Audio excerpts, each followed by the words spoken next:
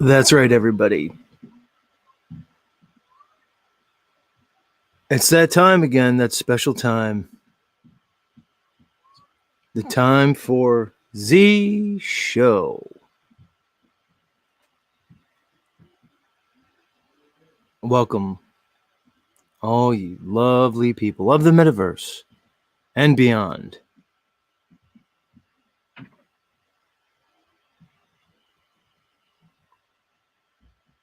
I hope nobody was busy microwaving themselves.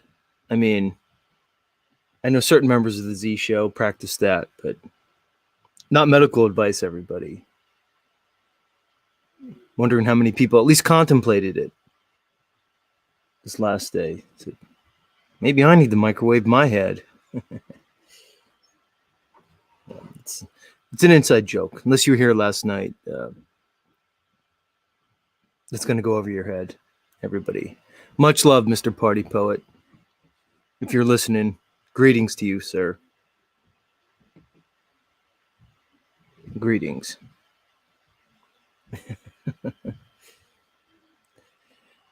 Yeah, Mr.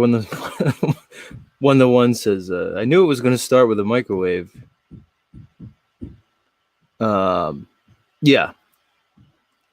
Funny thing is, the microwave part, the part about microwaving one's own head, that wasn't even the strangest part of the story, which is interesting.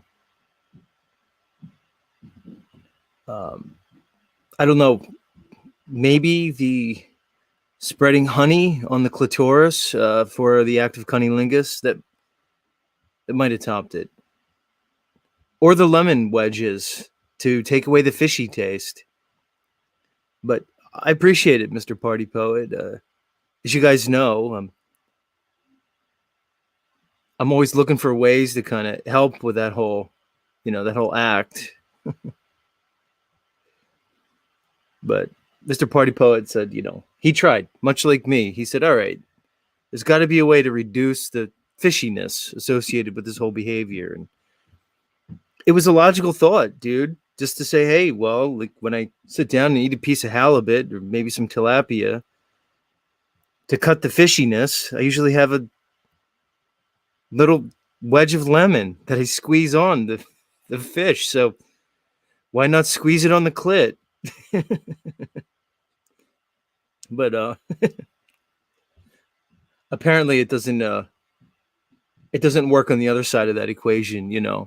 Apparently, spreading citric acid into one's vagina isn't that pleasant during the sexual act. I don't know, who would have thought, Party Poet? But hey, I guess you learned through experience, and I guess so did she.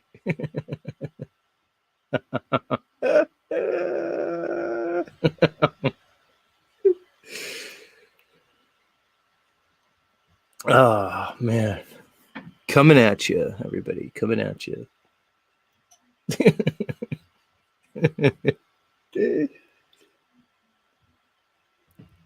The funny part is, I don't know. The dude's a millionaire many times over. So what do I know? Much love, Mr. Party Poet. I'm sure we'll talk to you again in the future.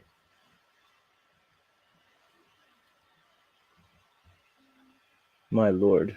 But greetings. Greetings, everyone. Hope you're enjoying your day. We're all here. Hopefully we could be thankful, grateful, and hopeful. Onward and forward. And maybe we can all forgive ourselves for our mishaps, our shortcomings, and realize that as we know better, we do better. And we move forward. And here we are.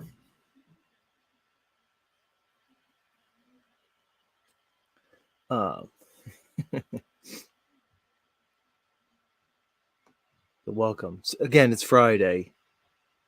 Friday vibes all around.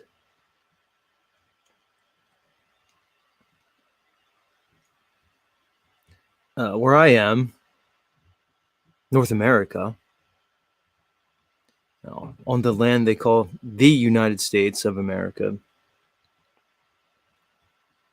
springtime is slowly coming forth. We've passed the vernal equinox. I didn't properly celebrate the vernal equinox. My bad.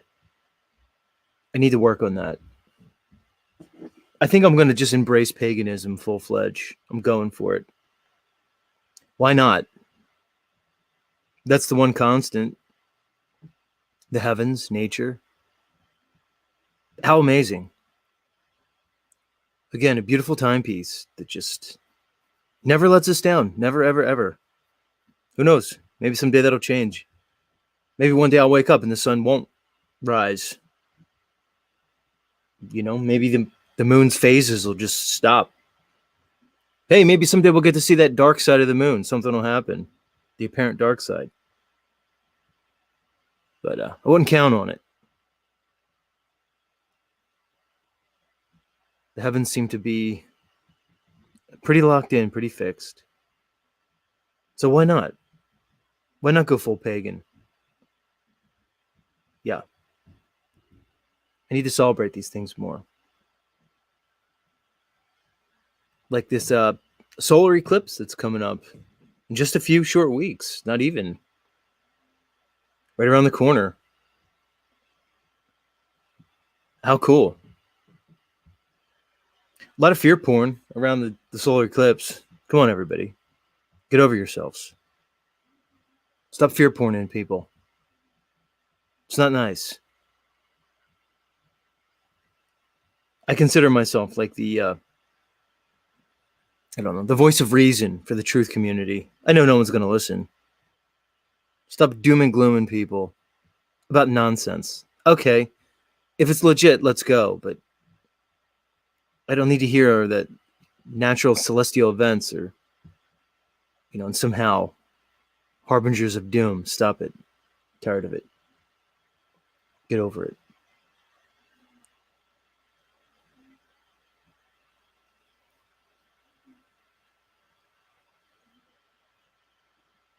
Mindful Exposure says we're going dancing in the moonlight naked. Am I invited there, Sarah? Do I get the invite? I could see myself dancing with you in the pale moonlight. I want the moonlight to be pale. We could do some like midsummer, like Swedish ritual. You're probably some kind of like Nordic Pleiadian anyway. Possibly some like Hyperborean ancestry. I mean, you're over 6 foot tall and you're a woman. Can we do that, Sarah? I'm down. We'll do like a midsummer festival with each other. Blood rituals. We'll do the whole thing. Love rituals. Come on, Sarah. She's down. Yeah. She said, of course. There we go. Now we're talking. I know I'm on here, doing this for something. I need some kind of benefit. I'm looking for fringe benefits, like, weird pagan sex rituals with all the ladies of the metaverse. I'm down. Anybody else want in? Come on. Yeah, like, don't judge me. She remembers. I'll climb that tree, Sarah. Why not? It's got to be tough for you. Miss Mindful Exposure. Being so tall, relatively speaking, for a woman. I can imagine that's probably not the easiest.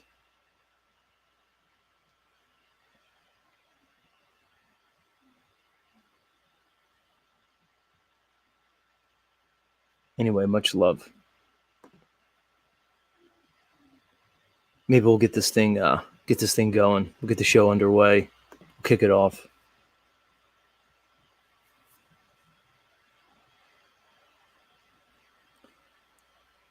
I was watching my friend Flatzoid.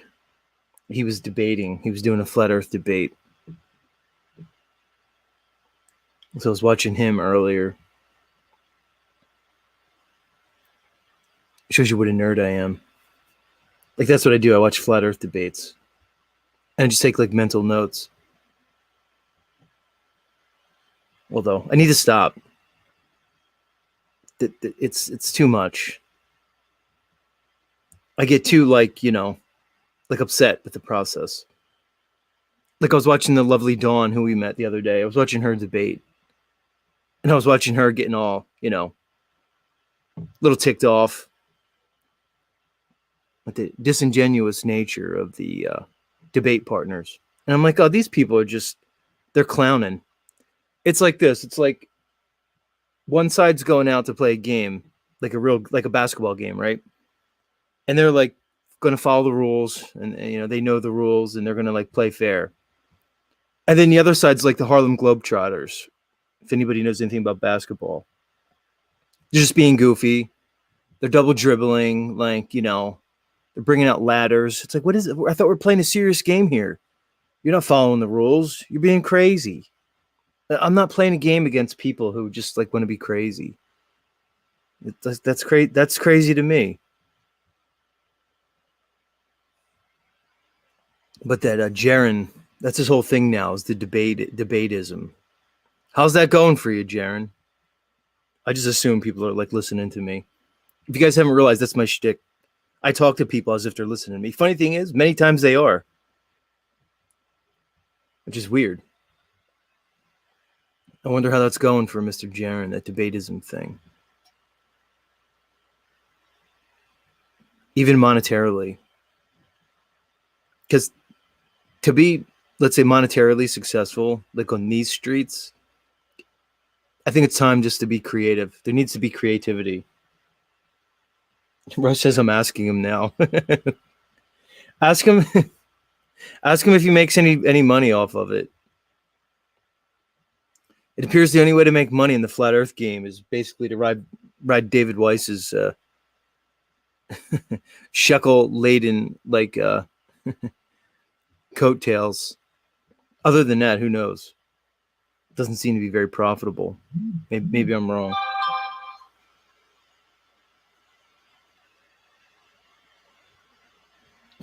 Rose goes, I'm asking him now. That's funny.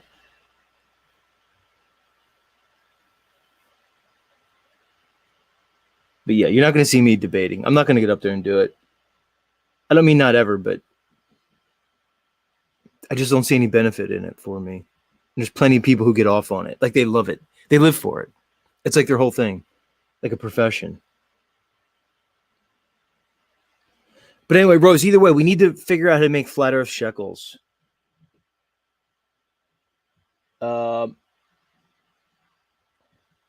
Maybe I could organize, like, these flat earth festivals, like what Karen B does. Maybe I can get on that action. Maybe I could do one here in Atlantic City. We'll let Karen B have the Vegas conference, and I'll do like the Atlantic City version of it.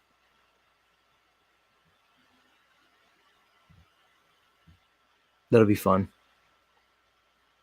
Yeah, right. I would lose my mind. Maybe I could like organize it and somebody else could run it. Maybe I can organize like the Flat Earth Festival and Rose could just do all the logistics. And then we'll split the proceeds right down the middle. We'll get that going. Or maybe like instead of a conference, we'll do like a festival. People camp out, bring their RVs, make it a little bit more fun. I don't know. What can go wrong, right? All right, let's get this let's get the show off the ground. Let's do that. Let's do that part.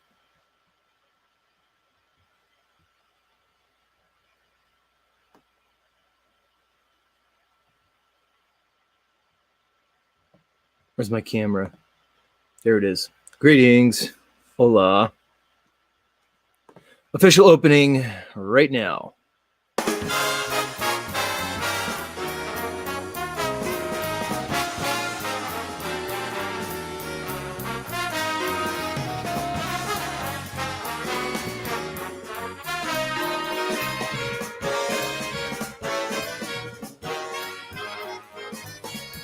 Good evening, everybody. Greetings and salutations. You found your way to Z Show. That's right, folks. It's the end of the rainbow, the bottom of the rabbit hole. And as always, we are broadcasting live and in living color around the level, horizontal, topographical plane that we call Earth. All right, everybody. We're in store for a great show. As always, truthiness will abound. I'm sure we'll meet some interesting characters. Who knows? Who knows? Maybe we'll learn how to microwave other parts of our body tonight. I don't know. Anyway, strap in, everybody. Like I said, not medical advice. Don't go around microwaving yourself. It's probably not the best idea. I don't know. Who knows? Yeah, coming at you. Let's get to the chat. Who's here? Who's here with us on this Friday evening? Mr. 1-1, much love, somewhere in time. Good to see you. Lonnie in the house. Mr. Axis, Rat Blood, as always, welcome. Brit, much love. Angela Baby Carson, Mr. Sean Osborne, a.k.a. Random Fan, coming at you. Venus Cupcake, the lovely Venus Cupcake. Good to see you. Emilios, man, says you should do it with Rose, the Z and Rose show. Divine Spark 313, the lovely Heidi. 1-1 says Jaren is rolling with FTFE for that bank. The Gnostic Chef, much love, Mr. Gnostic Chef. Good to see you. Rose 777 5.0 in the house. And again, the lovely Sarah, a.k.a. Mindful Exposure. Who wants to climb that tree? Oh, get in line, everybody. Get in line. The lovely Sarah Breslin and the incomparable Grant, her husband, apparently. Sarah says, I've dated as short as 5'7" and as tall as 6'7". Very interesting. Very, very interesting. Origins of Beingness and Attainment. Good to see you. Mr. Mad Mac in the house, and so many more lovely, beautiful spirits. And yes, spirits are we. This physical body is just one. manifestation of our beingness. Many people forget that, which is not surprising in this world of secularism, this world where science has become our new god. Let's focus on the material. It's a deception, everybody. They know the secrets. They know the secrets. And they go through a lot of trouble to make sure you don't know the secrets. That's right, folks. But word's out. Word is out. And if ye seek, ye shall find. It's your journey. It's an individualist journey. All right, everybody. More Z Show in a bit. In the meantime, let's hear some beautiful music.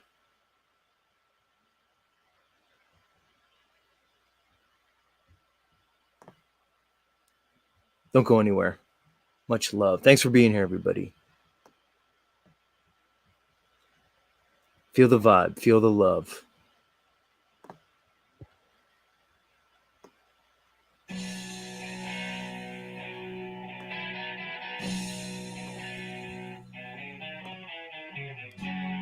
Guess I got what I deserved.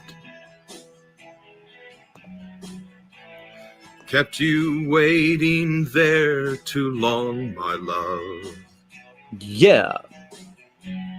All that time without a word. Didn't know you'd think that I'd forget or I'd regret the special love I have for you, my baby blue. Yeah, buddy. Come on, man. All the days became so long. Did you really think I'd do you wrong? And Dixie, when I let you go, thought you'd realize that I would know, that I would show the special love I had for you, my baby blue.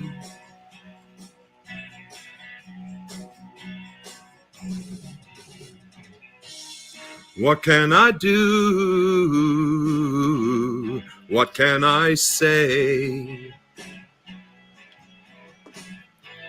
Except that I want you by my side. How can I show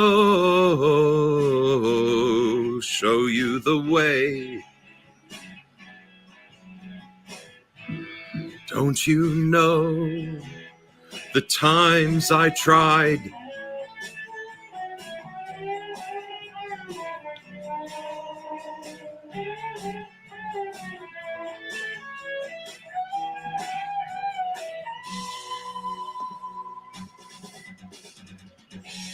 Guess that's all I have to say.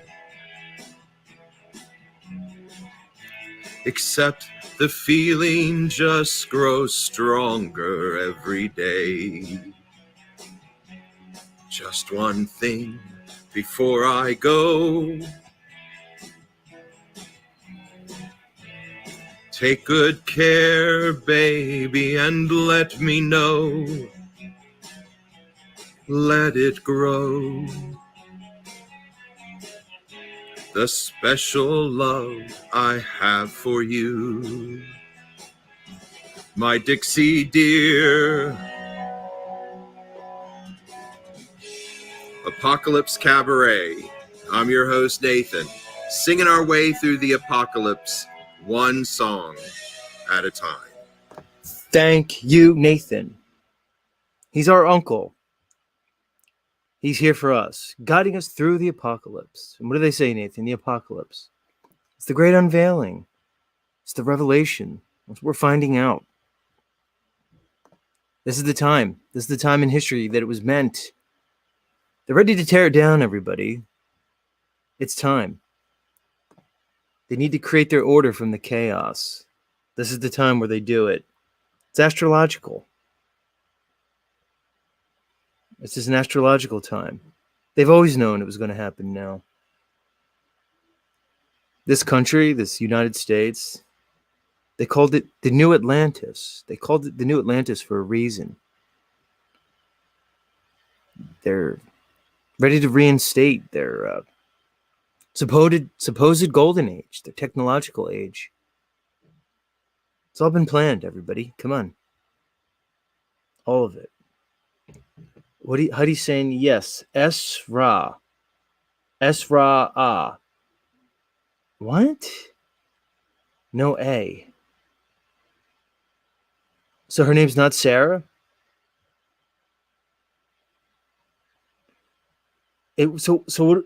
Mindful, what is your name? It's not Sarah? It's Esra? Now I'm confused, Heidi. I don't know what to call her.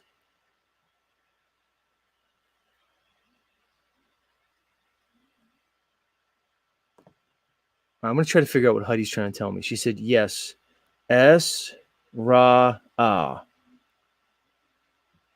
Okay.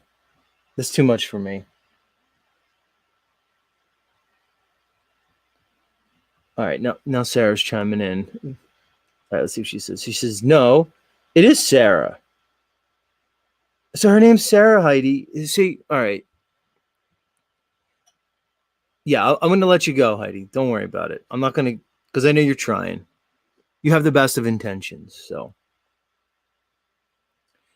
And yeah, Mr. Smith, you're still blocked. So now I need to block your backup account.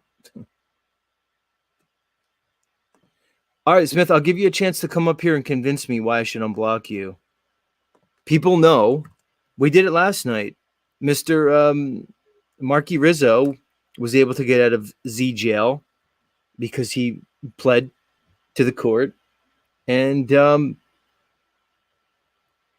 I'm not just going to let you out, Smith, though. It doesn't work like that. It's not so easy.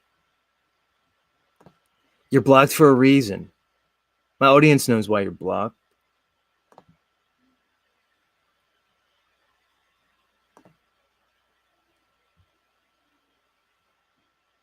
Yeah. We'll see if Smith comes up. I don't think he will. He's been butthurt for a while. Who are my longtime listeners that are here? Like Heidi, you're a longtime listener. Even Gary's been a longtime listener. Ruled by Saturn. My longtime listener. How many times do people just want to play this little weird game with me, this cat and mouse? Where they come to my channel and then it's like, oh, you suck, Z. You fucking horrible. I'm like, okay, bye. Go, bye.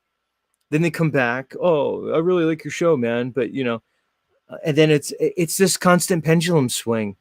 It's very strange, but enlightening. Hey, we get to watch it happen over and over again. I'm not around you people. I'm not around you people. See, I'm not on your page, Smith, and so many other people. You're here. It is dysfunction. Exactly. You're here. I'm not following you people around. That's the difference. It is endless, Heidi.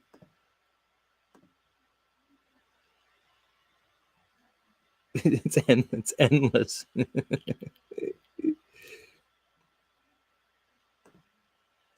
I don't see Smith, so I don't know if he's going to come up. Like I said, Smith, you can plead your case to the court of Z show.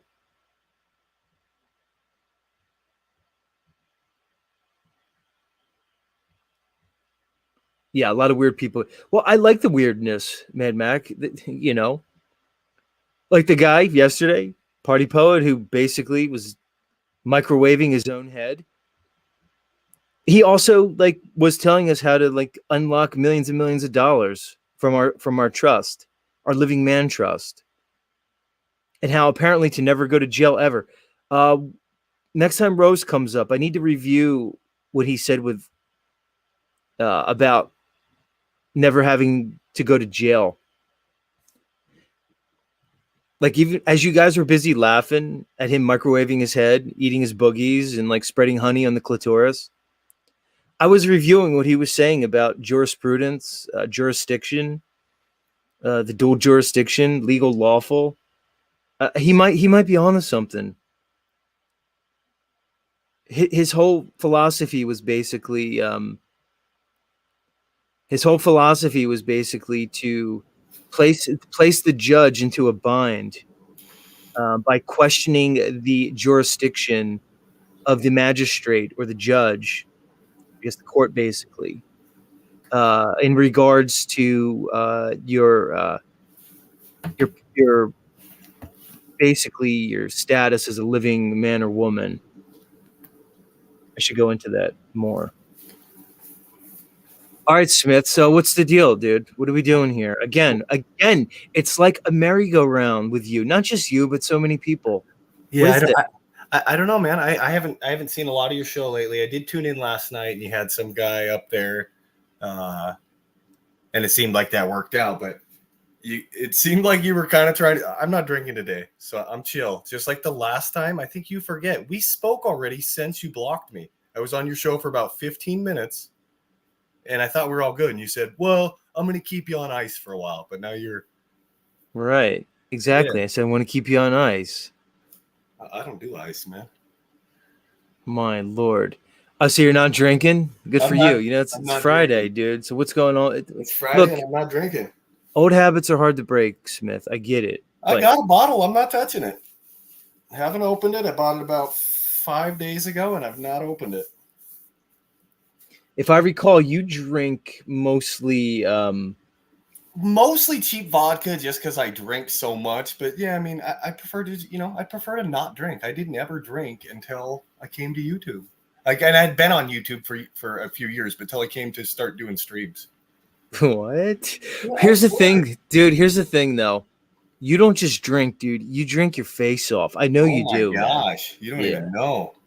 I was doing 2.5 half gallons a week. I'm not like a fat guy. That's a lot. That is a lot. Well, what's your heritage? You know, your ethnicity. What are you? Oh, you know, I'm Indian. What? You're Native American? Yeah. For real? Yeah. Well, that's why, dude. You have a problem with the fire water. You got to stay away from it completely. Cherokee people.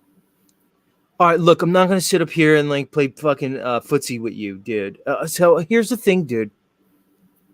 This is a pattern in my life, Mr. Smith W. It's this constant back and forth with people where I just go, okay, we don't have to have a relationship. And then the person comes back to me and it's like, oh, let's have a relationship. And I'm just like, oh, okay, maybe. And then you fucking do something again, and they go, "Oh, I'm the unchanging one." That's the thing I'm saying. Though, is I haven't done anything since we last. That's cool. You want to keep me blocked? That's cool. I just want to share some information. We all know that NASA sucks. They're firing 3 rockets. That's not original research. I'm just saying it should be put out there. They're firing 3 rockets. It's named after the Egyptian god of darkness. Is the name of the project. Keck. And CERN's opening back up that day. Just, maybe it's a big nothing burger. Who knows? All right. So what else are you on? Where's your research been taking you lately? Xi Jinping in China. It's the year of the dragon. It's the 248th anniversary. Next year will be the 249th anniversary. 24 is X and 9 is I. It's XI. It's Xi Jinping. Okay. Now, how can we associate that? Aleister Crowley's death to Xi Jinping's birth is 24 days, and it's 2024, and it's the year of the dragon. All right. Can we get some eclipse knowledge in there too with the X? Go ahead. From Pink Floyd's Dark Side of the Moon until the upcoming eclipse, 18,666 days. Dark Side of the Moon was worked on by Jack Parsons Project, who wrote the Sirius Sirius is symbolized by the all-seeing eye of Egypt, and they wrote the bull's entrance music. Like Jack Parsons, who worked with Aleister Crowley and NASA. And NASA, as soon as they got started, they moved to Disney and started indoctrinating the children. Because that's what you do, you start young. If we make it through these next 15 years, we're definitely screwed because of how indoctrinated the kids are over these last couple of years. They'll believe anything. So, I'm having to step outside. I don't know if I got an audio issue here. But yeah, I mean, I'm not prepared. I didn't know if you'd. It's taken me to Aleister Crowley and China, and the Year of the Dragon. And he's the great serpent, the red dragon of Revelation. So I'm gonna dip out, man. I got no beef with you. I want people to know that hopefully nothing happens. I do know they say if no one knows the day or the hour, I don't ever make guesses. I'm not a soothsayer. But if people just guess every single day, then it never can happen because no man knows the day or the hour. So here's I'll leave you with the last one here, and I've been real lazy. I have about 30 videos worth of material that I could make, but I say that it's Jacob's ladder. But it's Kobe's ladder, and there's Stairway to Heaven, and from Stairway to Heaven's release until Kobe's birth, 2480 days. And Kobe's numbers were 24 and 8, and it's the 248th anniversary of America, and 248 days after Obama's birthday is the eclipse. Hold on, Smith. Hold on. Just put a cork in it for 1 second. I'll put it to the audience. Would you like me to put it to the audience whether or not to release you from the dungeon? Like I said, I'm good with it, man. I'm not a backbiting hater out, spewing flames behind people's backs. Some people are saying you're cool and stuff, and they like your info. Like 3 people said they like your info. So I'll put it to the crowd, okay? Yeah. All right, it's easy, guys. Put a 1 to let him out. Put a 2 to keep him in the cage. Can I say this, though? I did hear in your thing the other day, no shade at Rose, but I heard that she wants to bring the worst shill of all time with an $8 million company off of grifting Zach Hubbard back to Crow Radio. That guy is the fakest piece of crap there is. His sports picks are terrible. And if anybody's interested in seeing the receipts on that, check out the channel called Sports Gematria. That guy is fucking evil. He says that we need to reduce world population. He's a disgusting person. So I'm not trying to be a hater. Here's the thing. Look, I've never really checked out much of his work, but he's terrible. But if you say it, Smith, I mean, I'll take your word for it. Sports Gematria. He's got the receipts on it. He is terrible.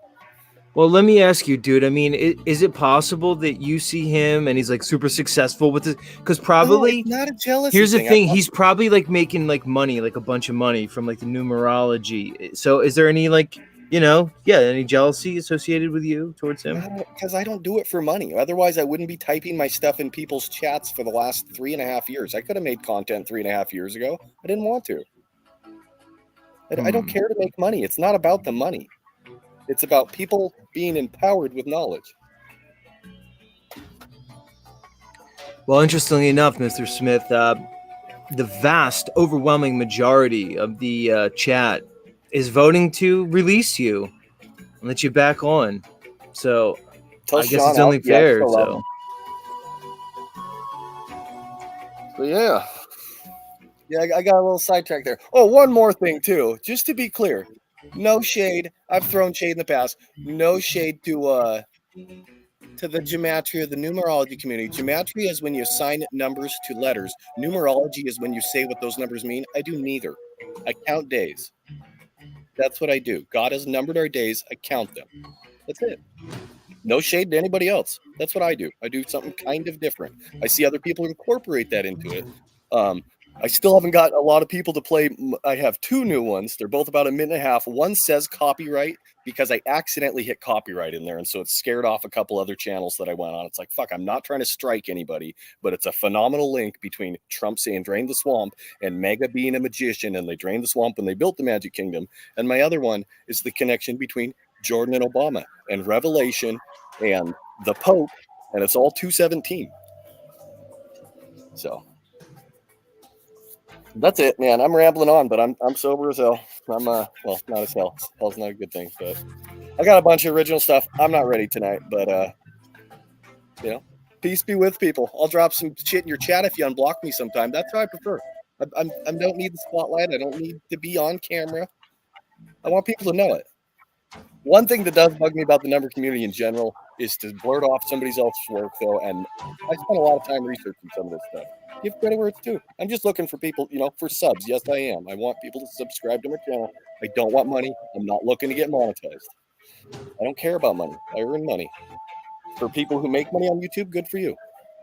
But Zach is evil. He is evil. You should look at the clips. It's not a jealousy thing. I wish Rose were here to kind of maybe give a counterpoint on that, on the Zach thing. But yeah, she's bringing him back to Crow. And that's good for her if she does. I'm just saying, check out Sports Gematria. He's said some real vile things. Not only is he born on the coldest day in history, probably a coincidence. His address is 201. We all know about Event 201. He moved to a city with elevation of 666 feet. He's born 17 days after the Pope, and Freemasonry founded in 1717. He gets it. He says he's a shill, man. He's a plant. That's what I feel like. And everybody in the numbers community gets it. He has to keep grifting for new people, and you'll see he has a army of people. Not that they're mad that he's making money. They're mad they've ripped him off. He says his numbers. He'll go back and say, I never said that. And people are like, I screen recorded you. You said this team was going to win. All right, let me throw some names out at you, and you tell me some numerology people, and you tell me what you think of them. Dr. Savage 84, my number one OG, Dr. Savage 84. That guy is spot on. He said 2 days before March 20. He didn't say Baltimore. He said something is happening on 26. He predicted Donald Trump's sister's death the day it happened. He said the day before his sister's going to die. She died the next day. It was like, what the heck? All right, let me ask you, what do you think of Donut Factory? I don't know much about him. I made a comment one time. He never replied. I'm not a fan, really. I don't know. I don't hate him. I don't have anything bad to say. Just not a fan. How many subscribers does he have? Like he's got a bunch. 000? He's got a. How about question? How about Enter the Stars? He is pretty awesome. I do see sometimes where he gets some pretty loose connections. I tried saying to him, and he got mad and blocked me a long time ago, and I wasn't being hateful. This was years ago. I just said, of course you're going to find this stuff encoded into movies because Hollywood made those movies. They did it on purpose.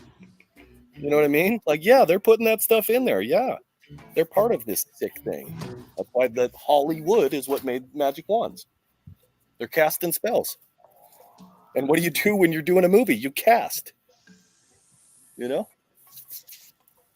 Are you like the only person who counts days, or is there like a community around day counters? I think other people add it to their stuff, but that is the main thing that I do is I count days. That's what I do. And some of the connections I found are undeniable. The 6,666 days from the founding of Illinois until the founding of Chicago, because it's Chicago away, because it's X marks the spot. And Chi is the abbreviation for Chicago, but Chi in the Greek alphabet is X. It's X. It's Gotham City, the original Gotham City. Batman's creator says that Chicago is. That makes sense. Look at Chicago right now. It's disgusting. All right, blessings, Smith. Blessings. God bless everyone. If you unblock me, I'm gonna throw some shit in your chat. I'll try to jump back up in the next day or two. I can't do it till after the show. I'm not saying right now. I'm just saying get me unblocked. I have to go into my YouTube studio and the whole thing. I'd like to get back up here in a couple days before the eclipse and not scare anybody, but to maybe make it not happen. I don't know. There's a lot of shit. I almost feel like the day before the eclipse, but who knows? God bless everybody. Take care. All right, Mr. Smith. Much love.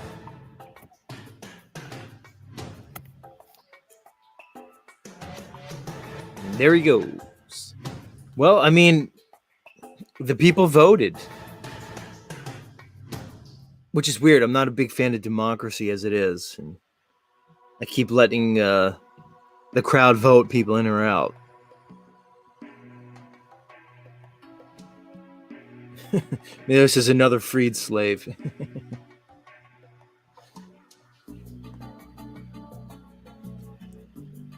Look, what am I going to do with certain people?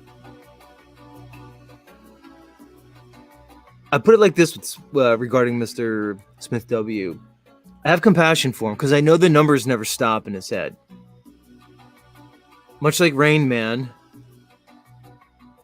Smith W is the Z Show Rain Man. And I get it. And I understand, Smith. I'm not even joking.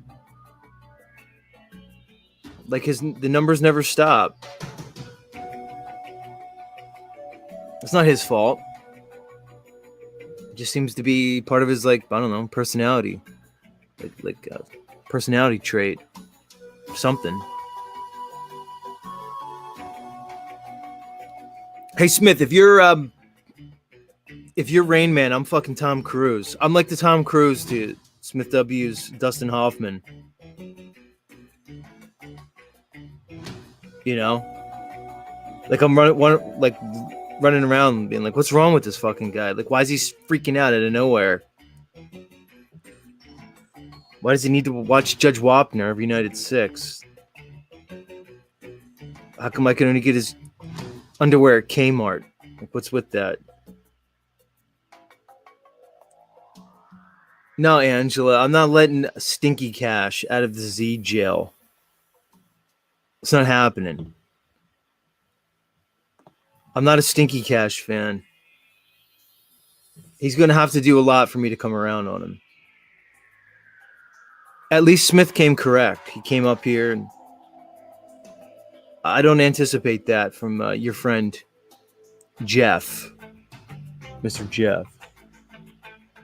Yeah, Judge Wapner. I gotta watch Wapner. Yeah, gotta watch Wapner. Yeah.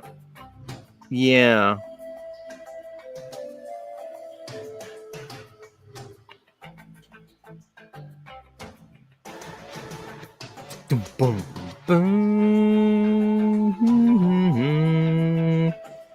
What do you think, guys? Should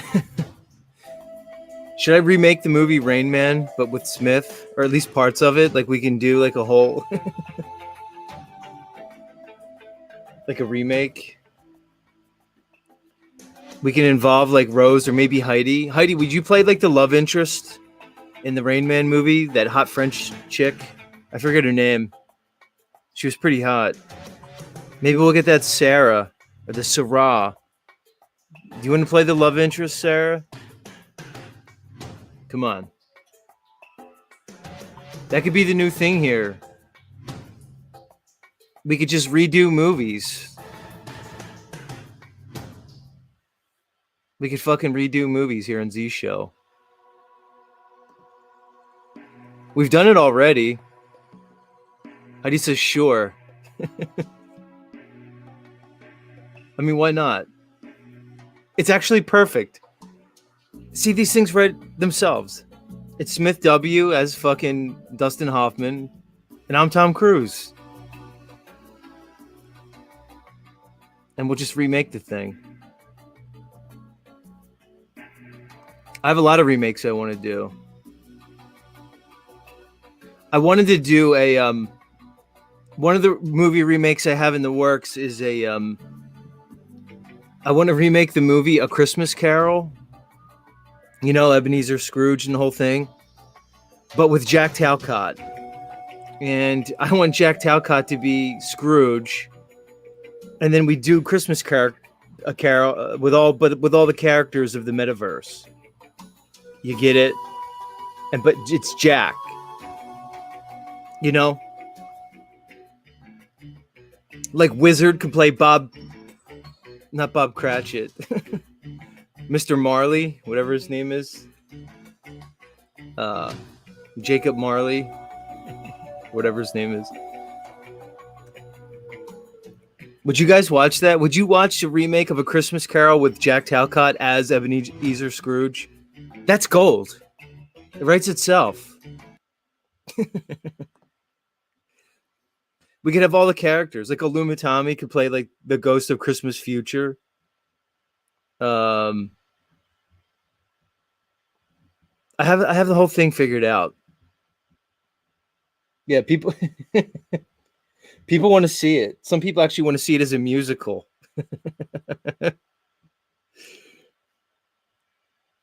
But I want to see Wizard as Jacob Marley, like screaming at Jack, like when he walks in with all his chains that he accumulated from his life of sin and like debase living. And he screams at Jack and just tells him there's still time to change his life, but he's fucking up. It's actually gold. I don't know.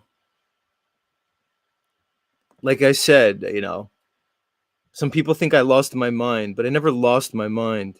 I've always been like this. I was born like this. Believe it or not, I was born like this fucked up. As some people may remember, I'm going to play this one because I'm sure there's some people that haven't seen it. Jack and I already did a remake of the early 90s, maybe late 80s classic, A Few Good Men. Here, check it out.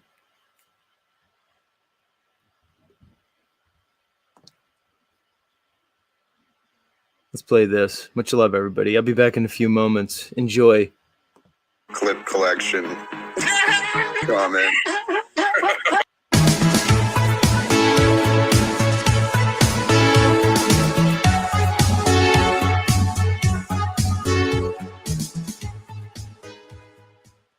Colonel, the 6 a.m. flight, was that the first one off the base? Yes. There wasn't a flight that left 7 hours earlier and landed at Andrews Air Force Base at 2 a.m.? Lieutenant, I think we've covered this, haven't we? I'll be calling Airman Cecil O'Malley and Airman Anthony Perez. They were working the ground crew at Andrews at 2 a.m. on the 7th. Your Honor, these men weren't on the list. Rebuttal witnesses, Your Honor, are called specifically to refute testimony offered under direct examination. I'll allow the witnesses. This is ridiculous. Colonel, a moment ago... Check the tower logs, for Christ's sake. We'll get to the airman in just a minute, sir. A moment ago, said that you ordered Kendrick to order his men not to touch Santiago. That's right. And Kendrick was clear on what you wanted? Crystal. Any chance Kendrick ignored the order? Ignored the order? Any chance he forgot about it? No. Any chance Kendrick left your office and said, the old man's wrong? No. When Kendrick spoke to the platoon and ordered them not to touch Santiago, any chance they ignored him? Have you ever spent time in an infantry unit, son? No, sir. Ever served in a forward area? No, sir. Ever put your life in another man's hands? Ask him to put his life in yours? No, sir. We follow orders, son. We follow orders or people die. It's that simple. Are we clear? Yes, sir. Are we clear? Crystal. Just one more question before I call Airman O'Malley and Airman Perez. If you gave an order that Santiago wasn't to be touched, then why would he be in danger? Why would it be necessary to transfer him off base? Private Santiago was a substandard Marine. He was being transferred off the base because... You said he was being transferred because he was in grave danger. Yes, that's correct, but... You said he was in danger. I said grave danger, and you said... Hey, dumbass! I can have the court reporter read back your... I know what I said. I don't need it read back to me like I'm a damn... Then why the two orders, Colonel? Why did you... Sometimes men take matters into their own hands. No, sir. You made it clear just a moment ago that your men never take matters into their own hands. Your men follow orders or people die. So Santiago shouldn't have been in any danger at all. Should he have, Colonel? You're a fucking dumbass. Your Honor, I'd like to ask for a recess. I'd like an answer to the question, Judge. The court will wait for an answer. If Kendrick told his men that Santiago wasn't to be touched, then why did he have to be transferred, Colonel? Kendrick ordered the code red, didn't he? Because that's what you told Kendrick to do. And when it went bad, you cut those guys loose. You had Markinson sign a phony transfer order. You doctored the logbooks. I'll ask for the fourth time. You ordered... You don't have to answer that question. You want answers? I think I'm entitled to them. You want answers? I want the truth. Hey, dumbass! You can't handle the truth. Son, we live in a world that has walls, and those walls have to be guarded by men with guns. Who's going to do it? You? You, Lieutenant Weinberg? You're a fucking clown. I have a greater responsibility than you can possibly fathom. You weep for Santiago and you curse the Marines. You have that luxury. You have the luxury of not knowing what I know, that Santiago's death, while tragic, probably saved lives. And my existence, while grotesque and incomprehensible to you, saves lives. You don't want the truth because deep down in places you don't talk about at parties, you want me on that wall. You need me there. We use words like honor, code, loyalty. We use these words as a backbone to a life spent defending something. You use them as a punchline. I have neither the time nor the inclination to explain myself to a man who rises and sleeps under the blanket of the very freedom I provide, then questions the manner in which I provide it. I'd prefer you just said thank you and went on your way. Otherwise, I suggest you pick up a weapon and stand a post. Either way, I don't give a damn what you think you're entitled to. Dumbass. Did you order the code red? I did the job you sent me to do. Did you order the code red? You're goddamn right I did.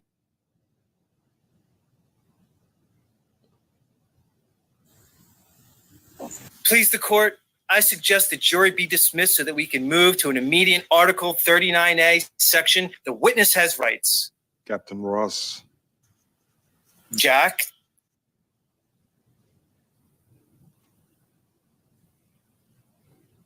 The members of the court will retire to an anteroom until further instructed. All right. What the hell's going on? Captain, what the hell's going on? I did my job. I'll do it again.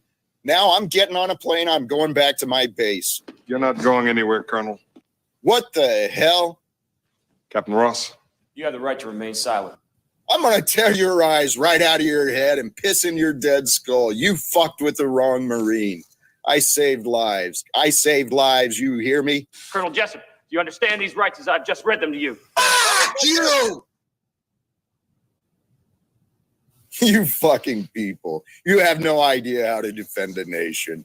All you did was weaken a country today, Kathy. That's all you did. You put people in danger. Sweet dreams, son.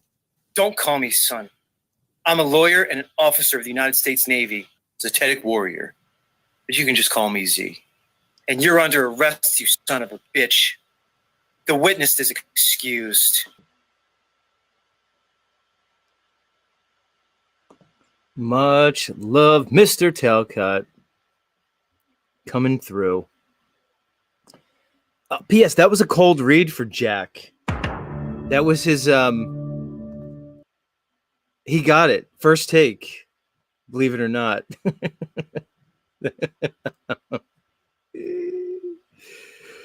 Oh, man. So, yeah, like I said, the next one I have planned is A Christmas Carol with Jack Talcott as fucking Ebenezer Scrooge. It writes itself. It writes itself. The hard part's going to be to get all the characters together because we have to cast it. You know, like I said, we need Jacob Marley. That's Wizard. I already have that cast. We need the Ghost of Christmas Past, Present, and Future. We need the nephew. Whatever the nephew's name. Of course, we need Bob Cratchit, Mrs. Cratchit. We need Tiny Tim. I think Moose could play Tiny Tim. That's my vote. So I'm putting out the casting call. We have until Christmas to get this completed. It's Jack as Ebenezer. I have to do it now. I have to do it. Heidi says, Z, don't you want to play your short from Stinky Cash? Stinky Cash made a short of me, Heidi. Are you serious? Do I need to find it? If I just type in Stinky Cash, is he gonna come up? Is that 2 words?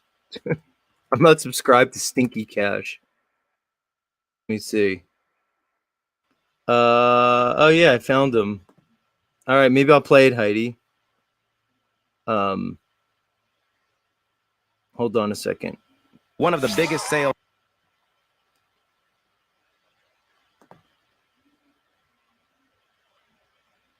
Oh, yeah, all right. Billboard #1 hit. All right, let me play it. Hold on.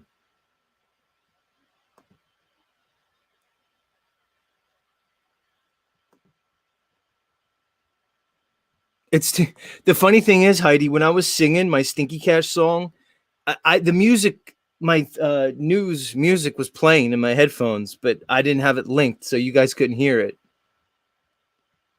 So it's just me singing a cappella, thinking that I'm fucking singing. All right, let me play this. Bum bum bum bum. Bum bum bum bum bum bum. Stinky piece of shit. Oh, he thinks he's smarter than Z, but he's not. Jealous of Z, jealous of Z. I'll beat you in anything, Stinky Cash. I don't care what it is. Doesn't matter. You're a total loser. I don't like you, and I never will. Bum bum bum bum. Bum bum bum bum bum bum. Stinky Cash is a piece of shit. Oh, he thinks he's smarter than Z, but he's not.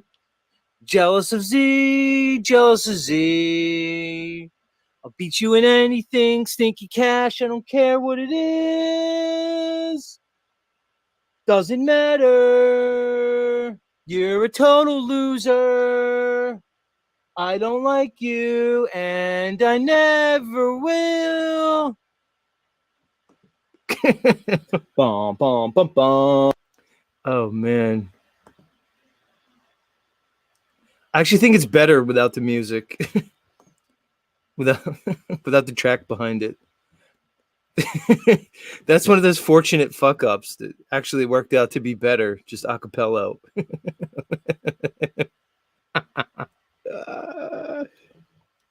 I gotta tell you, the fact that he put that up on his channel, kind of like, that was bad, I know. The fact that he put that on his channel kind of makes me like him a little bit more. Maybe I'll have to unban him now for having a sense of humor. Let me read the comments. First comment says, the love of man and his dog, endearing. What? Then somebody just says LOL. Somebody else says catchy. Someone said, I see. I knew something was up with a person singing off key. Somebody said, maybe I missed it, but what is the Z thing? My bad. Let's see what he said. He said, I went on his channel. It's called Zetetic Warrior. He got triggered and started acting like a crazy person. I found it amusing, and I love the song he wrote for me. He said he's going to cover it. Hey, Ruled by Saturn was there. He said, I don't get it. Maybe you missed it. He showed up on my channel, Ruled by Saturn. He was very rude.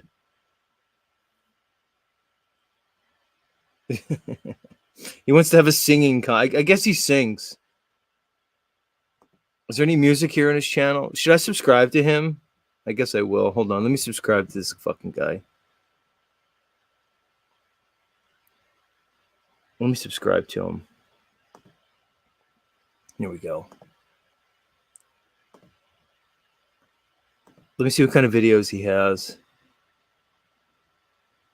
20 different kinds of Oreos. Okay, I will agree with them. The Oreo thing got out of hand. For my whole life, almost my whole life, it was just Oreos. That's it. Then they came out with the double stuffed. Okay. Then they came out with the jumbo. Okay. Now there's like crazy flavors of Oreos. They've gone too far. Way too far. Carnival Grocery Haul, Word Magic, Flat Earth Perspective.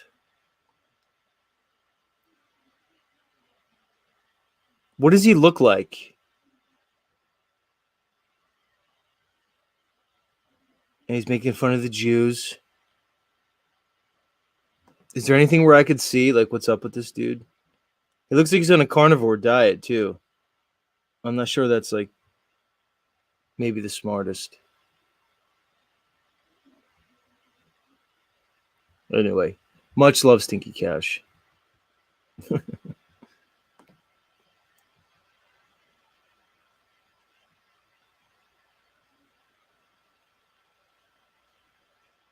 Sarah says, my brother's the same way.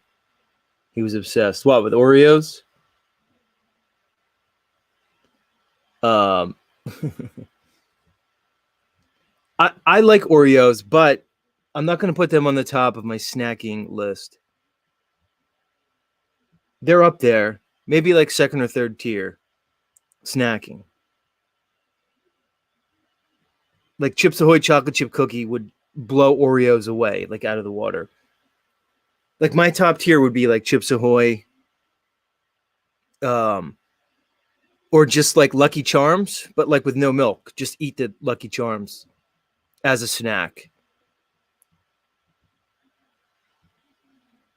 I want to find just the Lucky Charms marshmallows. People tell me you could just buy the marshmallows, but for whatever reason, the grocery store doesn't have it.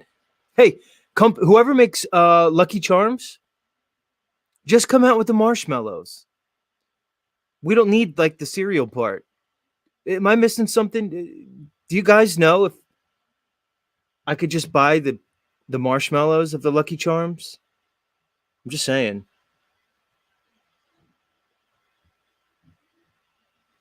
Gary Baxter says Pepperidge Farm crispy. I know exactly what he's talking about. They're amazing. Here's the thing, Gary. There's probably like 40 grocery store brand chocolate chip cookies we can name right now. They're all amazing. But I am partial to the classic Chips Ahoy all day long. Piggy Butt says they have that. And she's shy. And she says they have the Lucky Charms marshmallows. She says, I'll get you a bag. Look who's in the back. Party Poet's back up. Oh my God. Party Poet. I can't overdo it with you, Party Poet. You're going to send me down to some weird fucking MK Ultra mind fuck again, dude. I think I was MK Ultra'd after your appearance here yesterday, dude.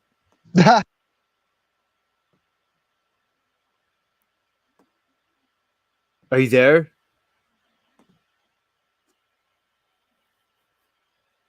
Are you there, Party Poet? Hello? We can't hear you, dude.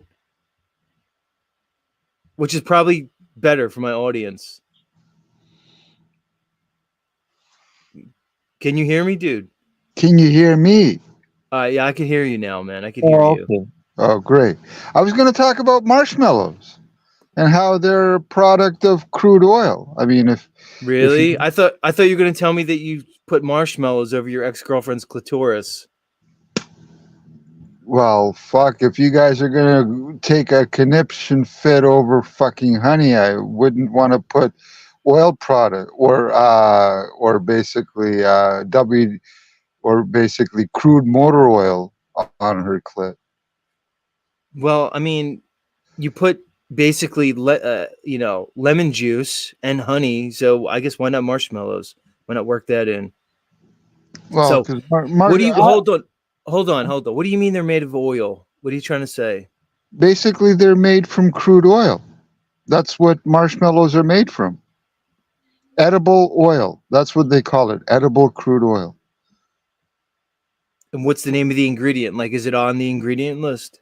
Yeah, it's called oil. They just say oil. They don't say crude oil. Oh, just as oil. So people think it's like, I don't know, maybe like I don't like Crisco or something, or some weird like butter. But you're saying it's actually oil from the ground. It's it's that and whatchamacallit, canned whipped cream. It'll say right on there, edible oil on canned whipped cream, because it is. And you got to figure out what they did when they can have canned whipped cream and it says non-dairy on it.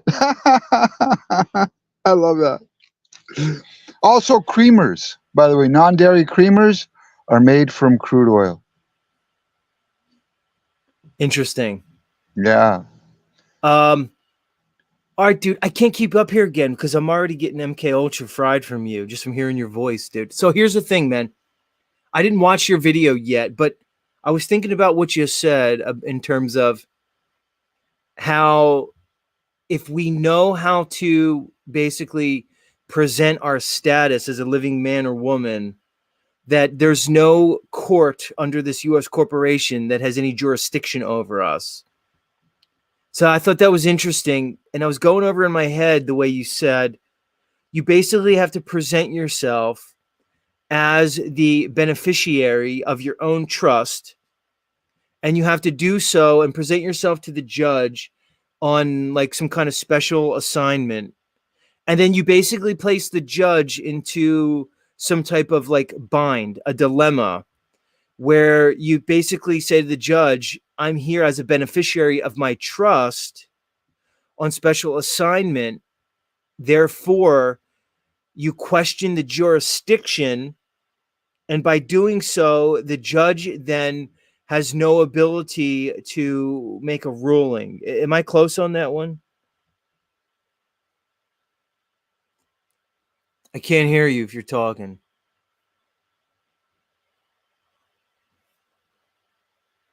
Party Poet, are you there? Dude. See, I tried asking him like a serious question, like beyond, eating your boogies or how to get an Asian hooker. And I was asking him a serious question about jurisdiction, jurisprudence, the U.S. corporatocracy. Are you there? Can you hear me? Can you hear me? Yeah, I got you now. I guess I'm cutting in and out, but basically you got it pretty close, except you're telling the court that you're a living, breathing human being, or just a living man, so to speak, capable of making his own decisions. A rational, living, breathing human being. That's what you're telling the court. And basically you're challenging the jurisdiction of any court, because it's not a real court. And then the judge eventually will admit that it's not a real court. Right. Interesting. But in your case, he didn't admit it. He just thought you were fucking crazy and tossed you out of the court, which worked in the end. That's their way. I mean, you can't get a woman to apologize directly. No, that's probably the most rare thing ever. It's probably never happened ever. Exactly. So it's the same thing. Right. And but they know it. Like they know deep down in their heart once their emotions kind of subside. But they'll never apologize. They'll never come around and do it. I don't expect apologies from women, man. I like your take on women. You just kind of pay them for their services. Look, isn't that what it is anyway? Party pot. All right, here's my point, dude. People get crazy about prostitution and people get crazy about, women of the night and things like that. But to me, aren't all kind of relationships some form of prostitution? Even marriage. Go ahead. Floor's yours. No, basically a woman will stay with you as long as you keep her sexually happy. And the only time I had hookers was at the hotel when I was doing my casino thing. That was the only time I had hookers in my entire life. Wow. It's hard to believe, but anyway. Because they were free. I mean, that's hold on. I can't be up here with you all night again. You're gonna fucking fry my brain like a microwave, dude. I just can't. Go ahead. Well, say something to the audience and just come talk to me another time. I just can't do this again tonight. I felt fucking totally mind fucked after our conversation yesterday. I'm basically a monarch, but I'm a monarch program like initiate now after talking to you. So we have to move on. Well, I was just going to say, if you would be nice enough to post the link, since my channel got shadow banned, that the video basically covers how you can put enough money in your pocket to be happy, and you can never go to jail for anything. Pick one of the two or pick both. They're both free. All right, let me find it. I have it back here somewhere. Hold on. And they both have success stories, like literally. All right, so just for the people who weren't here last night, give your elevator pitch about the video I'm about to post. Go ahead. Basically, When you're born, they split your personality in half. They give half of you a whole lot of money. They never tell you about it. And that money, basically, they're hoping you never touch it so that when you drop dead, they can take it for you. All you got to do is fill out a few pieces of paper and the money's yours. And the whole process is absolutely free. And there's tons of witnesses on the website, or success stories, whatever you want to call it, that basically will verify that everything I will talk about in the video is too legit to quit. The only thing that stands between you and a life of freedom is all the propaganda in your head. All right, so let me ask you, why did they split us in two, or should I say how? And how and why was the trust created for us? What was the mechanism behind it? Was it a bankruptcy involved, on the corporation, on the nation? Go ahead. Well, basically, when a country goes bankrupt, they need collateral, like you said, and they wind up posting all the citizens that live in that country as collateral. So they wind up giving the citizens a whole lot of money, saying you're technically worth $300 million, and based on that, we're gonna withdraw even more money from the Fed. Gotcha. Okay, good synopsis. All right, so the link's in the chat for anybody who wants to check it out and basically peruse a little bit of this video from our friend Mr. Party Poet. And if you're looking in there to try to, learn about cunnilingus, or if you want to try to learn how to beat the casino and stuff, it's not in there. But he does teach you how to secure your $300 million from these son of a bitches who decided that you're basically chattel slave, and they tried to leverage your humanity, and it's time to get him back, right, dude? Right on. And maybe Z could watch the video and then basically go and get his money and then basically be a happy camper. Do you have any credit cards? I don't talk about anything financial on here because I realize that there's too many people who have nefarious intent towards me, Mr. Party Poet. So when it comes to things like, how I deal with, let's say, the IRS or banking, I don't go there. But go ahead. No, I was just wondering what kind of information you're giving out. If you say, I have a credit card, I'm not saying, oh, good, can you send it to me? Because I could use the cash. I'm not saying that. Right, but you're saying that I can get credit cards under basically an IEP, and they're pretty much free, right? No. The credit cards you have now, you make them free.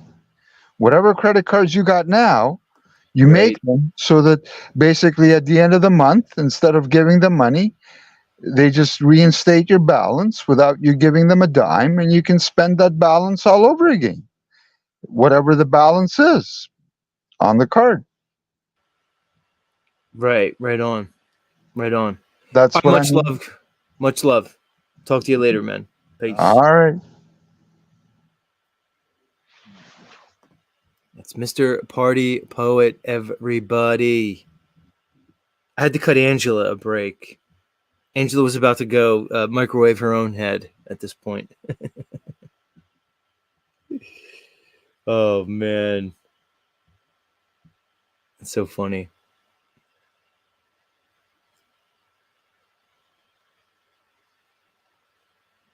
Sarah says, I think the bet is off. The stuff says it's wrong. I don't know which bet you guys are talking about.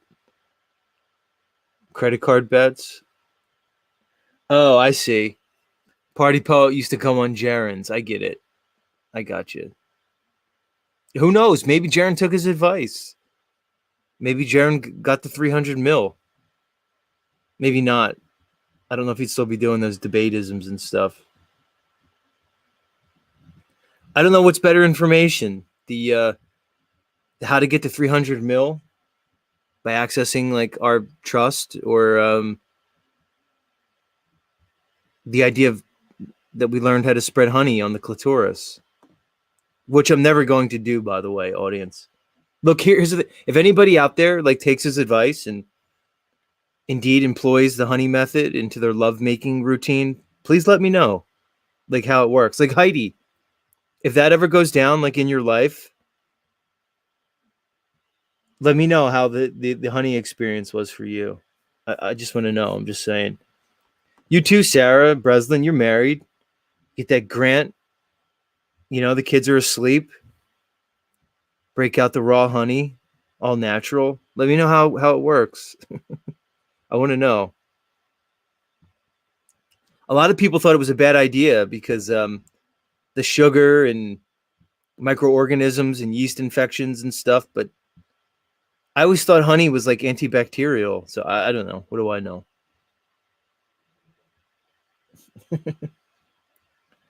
Heidi has a jar of honey right now, she says. Well, so does Sarah. She's a 5-pound jug. You can have a real good time with 5 pounds of it, Sarah. Yeah, get on with it, guys. Just let me know how it works out. But either way, you're not going to see me doing that anytime soon. Not going to happen. 0 chance. I'd be more willing to use the lemon wedge, like he said.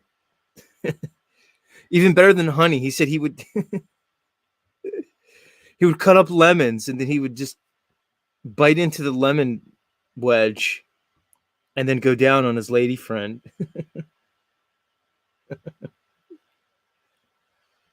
No, Jeff, he hasn't gotten the 300 million yet, but he's working on it. So Sarah says her husband loves the honey. Wow. Well, looks like you're in business there, Sarah. The whole new world. Who knows, Heidi? I don't know what your love life's all about now, Heidi. I don't know, like, you know, how that's going for you, but I was trying to hook you up with Thunder Chicken the other day, but you didn't seem too happy about it. Which reminds me, coming soon to Z Show, we're going to be doing a dating game, and the first contestants won Mr. Lee, aka Thunder Chicken. So I'm going to put it out there. We're looking for 3 lovely ladies, lovely bachelorettes, to come up here and compete for the love of Mr. Thunder Chicken. Anybody here now in the chat that wants to be a part of that wonderful game show? What do you think, Angela, Baby Carson? Can you help me, like, round up 3 lovely ladies to participate in the Thunder Chicken dating game? Heidi, will you be a part of it? I know he comes down to Florida like half the year. I think I'm going to put Heidi on the list for the game. Actually, Rose is keeping track, so we'll let Rose. So anybody who's interested in the Thunder Chicken dating game, please let Rose know, and we'll get you on the docket. So he's single, ladies, and he's out of jail, so that's a good thing. Hopefully he doesn't go back in. All right, let's see. Let's see what I have for you guys here. Some stuff I want to play.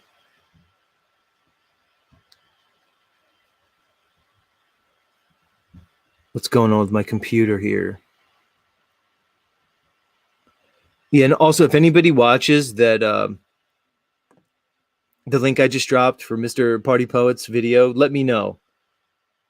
Because I'm not sure if I'm going to sit down and watch the whole thing. I might do it, I might watch it.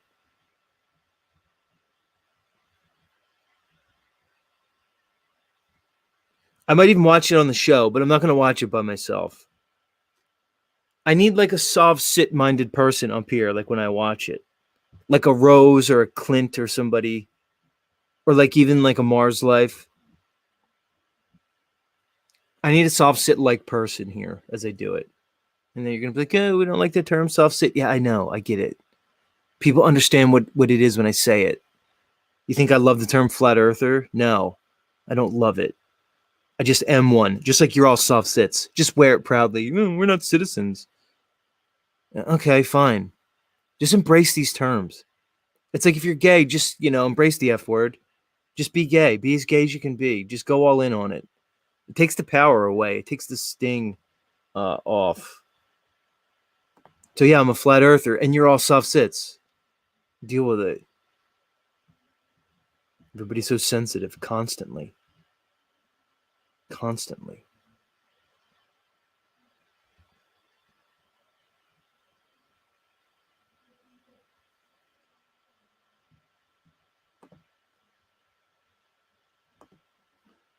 I'll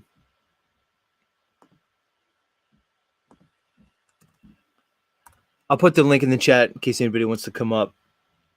But in the meantime, I'm going to go through some cool clips I have that I want to get off the docket. El Pastillero says, Z has been all over Rose's nuts lately, hasn't he? Just like she's over everywhere for Crow, even Joe Rogan. Enough said. Nobody knows what you mean, El Pistolero. Like, what's your problem? See, Heidi, other people knew, but like this, like El Pistolero comes in, and these people like are in a certain mood, right? This is the thing I notice on my show. Let me let Harmon up. Hey, testing. 1, 2, 3. Sounding good, Harmon. Sounding good. This is the thing, Harmon. It's like people come here, right? And they'll be at my show for a while, and they'll like chat. But then like one day they're like in a certain mood, right? And you start to kind of see the slings and arrows coming. So this is what this El Pistolero says. Z has been all over Rose's nuts lately. Just like she's all over everywhere for Crow, even Joe Rogan. Enough said. Okay, here's the thing, dude. How does Rose or Crow have anything to do with Joe Rogan? How am I on Rose's nuts? I don't think she has nuts. Says, if you pay attention and have a memory, I don't forget. Again, a cryptic statement that means nothing. Harmon, what is it with these people? It's like they come here.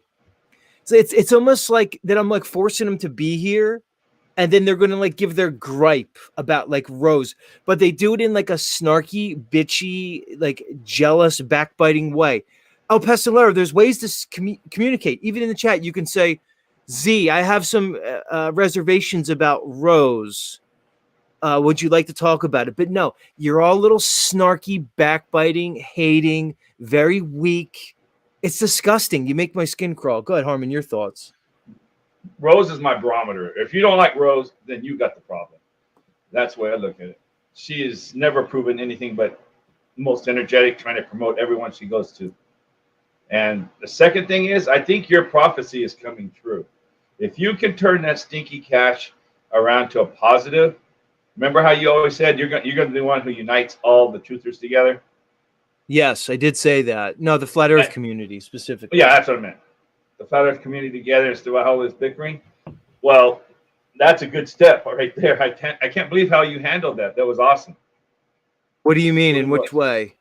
Well, like even today, you listen to his stuff. You sing the song. You did you made that skit and stuff. No, not the skit, but what'd you talk about, right? When they told you he did something. Oh yeah, you said, well, it was funny. He has a sense of humor. I can see that. He put it on his channel. So that breaks bridges, right? That builds bridges back right there. So I thought that was pretty cool. Well, I mean, here's the way I look at it, dude. First of all, Harmon, I don't like to have static with flat earthers, especially. I just don't, because I don't like what's going on with everybody. I hate it, if you want to know the truth. Right. I think it's boring, and I think it's stupid. I think it's counterproductive. And but I didn't like a lot of things that he did on my show, but it doesn't mean I can't move past him. But he made a lot of claims against people. And Harmon, as you know, that's my number one pet peeve is people who make unevidenced claims. Yes. And they levy them against other men and women, and that's the thing that really gets to me the most. So, I mean, he came on your show. It was no matter how long I followed him, it was very rude and disrespectful to tell you that you were a joke and all that other stuff. Where'd that come from? Where did that come from? They kind of out of nowhere. Just like that guy today talking to you about Rose. Where'd that come from? That's exactly right. That's what I understand. Exactly. Where does it come from? Like, the first thing you said with Stinky Cash, I was having a very nice, informative, educational interview with Dawn, who I had just met, and this guy shows up and calls me a joke because I mentioned that there's you know, a Rising. different right, that there's a different conception of gravity that some people have. And he got triggered and went off on me and called me a joke. It's like you're going to show up in my living room, call me a joke. Okay, and he's not just a random troll. If he No. really is an you know, an old school flat earther with 15,000 subs, who's been here for a while, you think he would know how to conduct himself better. But here's the other thing, Harmon. He's a Christian flat earther. And like I said, no hate to my Christian listeners or anybody out there who's like, you know, like a moral Christian, but there's a certain flavor of doctrine believing Christians that actually are the most vitriolic, the most hate filled, the most nasty, and the most negative. And he proved that, dude. I don't know. What's your takes on that aspect of it? Oh, 100%. The one side of the Christians that are just so judgmental. They just put you down for everything, and they hate. And their hate isn't just talking. You can feel it in their words and stuff that they really hate you. You know, and so I don't get that. That just goes against their brotherly love preaching. So that's an oxymoron in itself.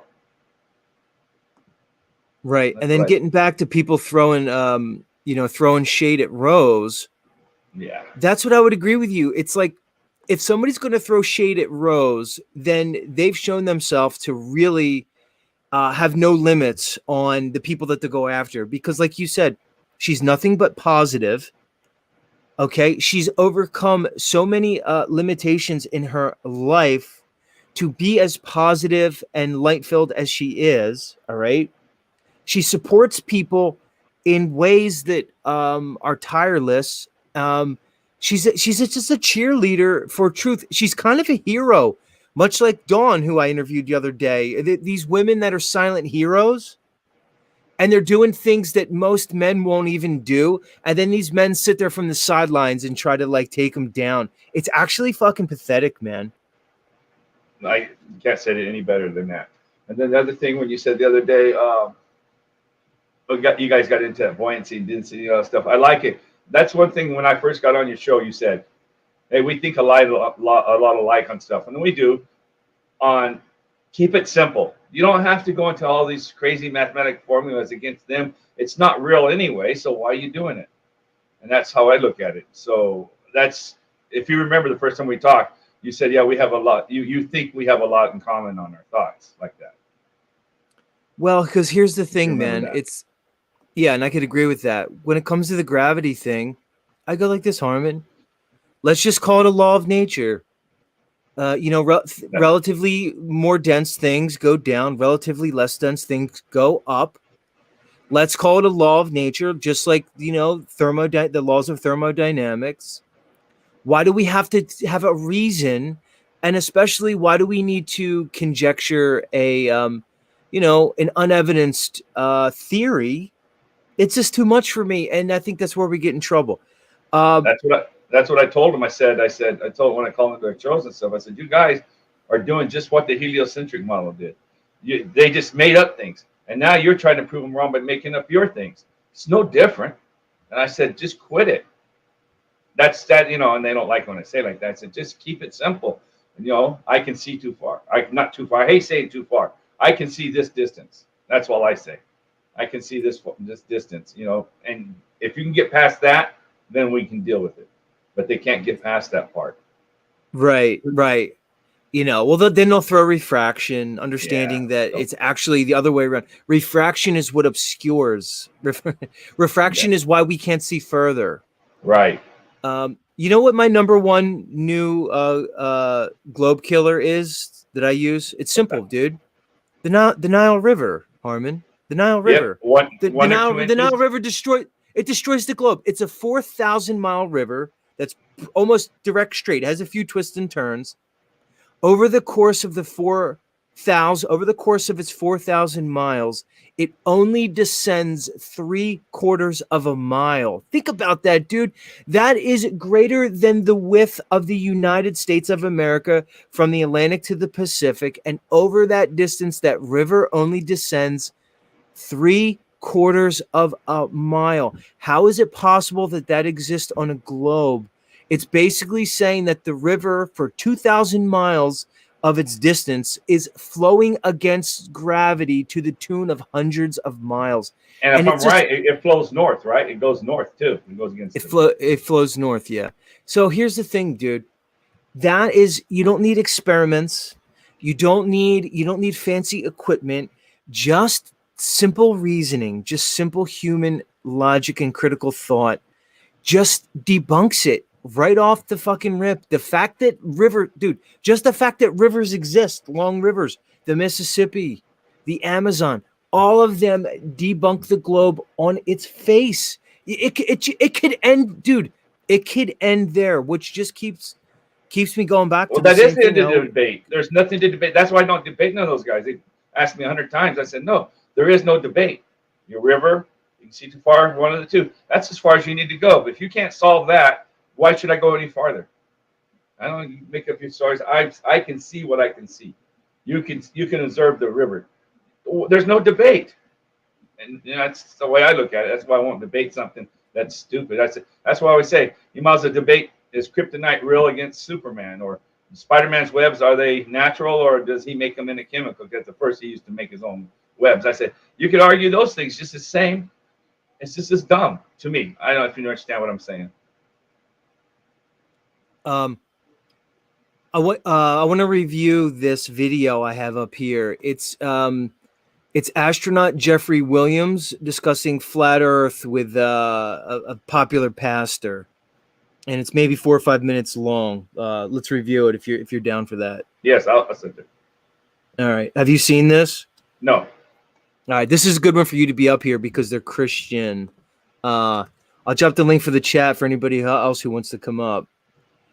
And for the chat, like I said, for El Pistolero, okay, he can give his comment on Rose. I didn't ban him. I'm not kicking him out. I'm just disagreeing, and I don't understand that the Rose hate thing. That's all. It's all. It's like it's such an easy target, man. Just to say, oh, fucking Rose is Jewish and she's associated with crows, so that makes her something, or it's too much. All right, let's get into this. So yeah, like I said, everybody, this is astronaut Jeffrey Williams talking with a pastor. There's somebody in the back named Lanza. Are you familiar with that? Somebody named Lanza, Harmon? No. What was he asking? I don't know. Lanza, can you show me your face real quick just so I can make sure you're not a bot? Is that something you could do? Can you flip your camera on for 2 seconds? I won't show you to the people, but all right, yeah, it's a person with a face. Let's let him up. Lanza, welcome to Z Show. Nice to meet you. Hey, thank you. Appreciate it. Good to be here. Right on, right on. Gary Baxter says Lanza is cool, so does Heidi. Interesting. Welcome. Just perceptions, No, it's good. Oh, are you guys Browns? talking Are you about? Browns boy? Yeah. I have you banned. Did I ban you for a reason, or were you just caught up in something? It's possible. There's probably a reason. Would you There's have? probably Would a you fun- have? I thought- Would you have? Would you have given me a reason to ban you, to your recollection? No. All right. Yeah, because you banned me, but I don't know what the reason would be. Well, I could have just hit. Sometimes when the chat's going fast and I'm trying to ban somebody else, I hit the wrong person. And then, but frequently I go into the dungeon and I see who's in there and I let people out. And I noticed the name Browns Boy in there, but I didn't remember actually banning you. I don't know. Maybe you might have had a mod or something. Well, yeah, I got rid of all my mods on purpose. So what's up, man? So what are you all about, dude? What's the Browns Boy thing? What's on your mind? Just learning. Speaking and teaching at the same time is an interesting concept I've been thinking about lately. Kind of hard to do that simultaneously. Speaking and learning is kind of hard to do simultaneously too. Well, I learned something. I used to kind of, I used to teach in certain ways. I was a professor for a while. And what you find is when you're teaching something, you actually are learning things in the process. So it is a give and take. Like as you're teaching, you're having like revelations in your head. As it even happens here, like as I do these presentations here, I'll start to put pieces together by presenting it, and it kind of like informs me in some way. Let me ask you, what do you what kind of topics are you into? What are your interests? Just going piggybacking on what you just said, I came up with this saying. I mean, I'm sure it's been said before, but just me personal realization a few months ago that a good teacher can learn from everyone or any one thing. So just to kind of piggyback off of what you said, but that's pretty much what I'm interested in, is learning and teaching and the communication, bettering communication personally and across. I think like there's this concept called like, I made it up, but I'm sure it exists. Teaching across the board is like a skill, to hit like 4 or 5 different wavelengths at one time is definitely an interesting skill. That I don't think it's mythical. I believe it. I've seen it. So that's why I'm here. Okay, so like what are your topics of interest? Like, just in life in general.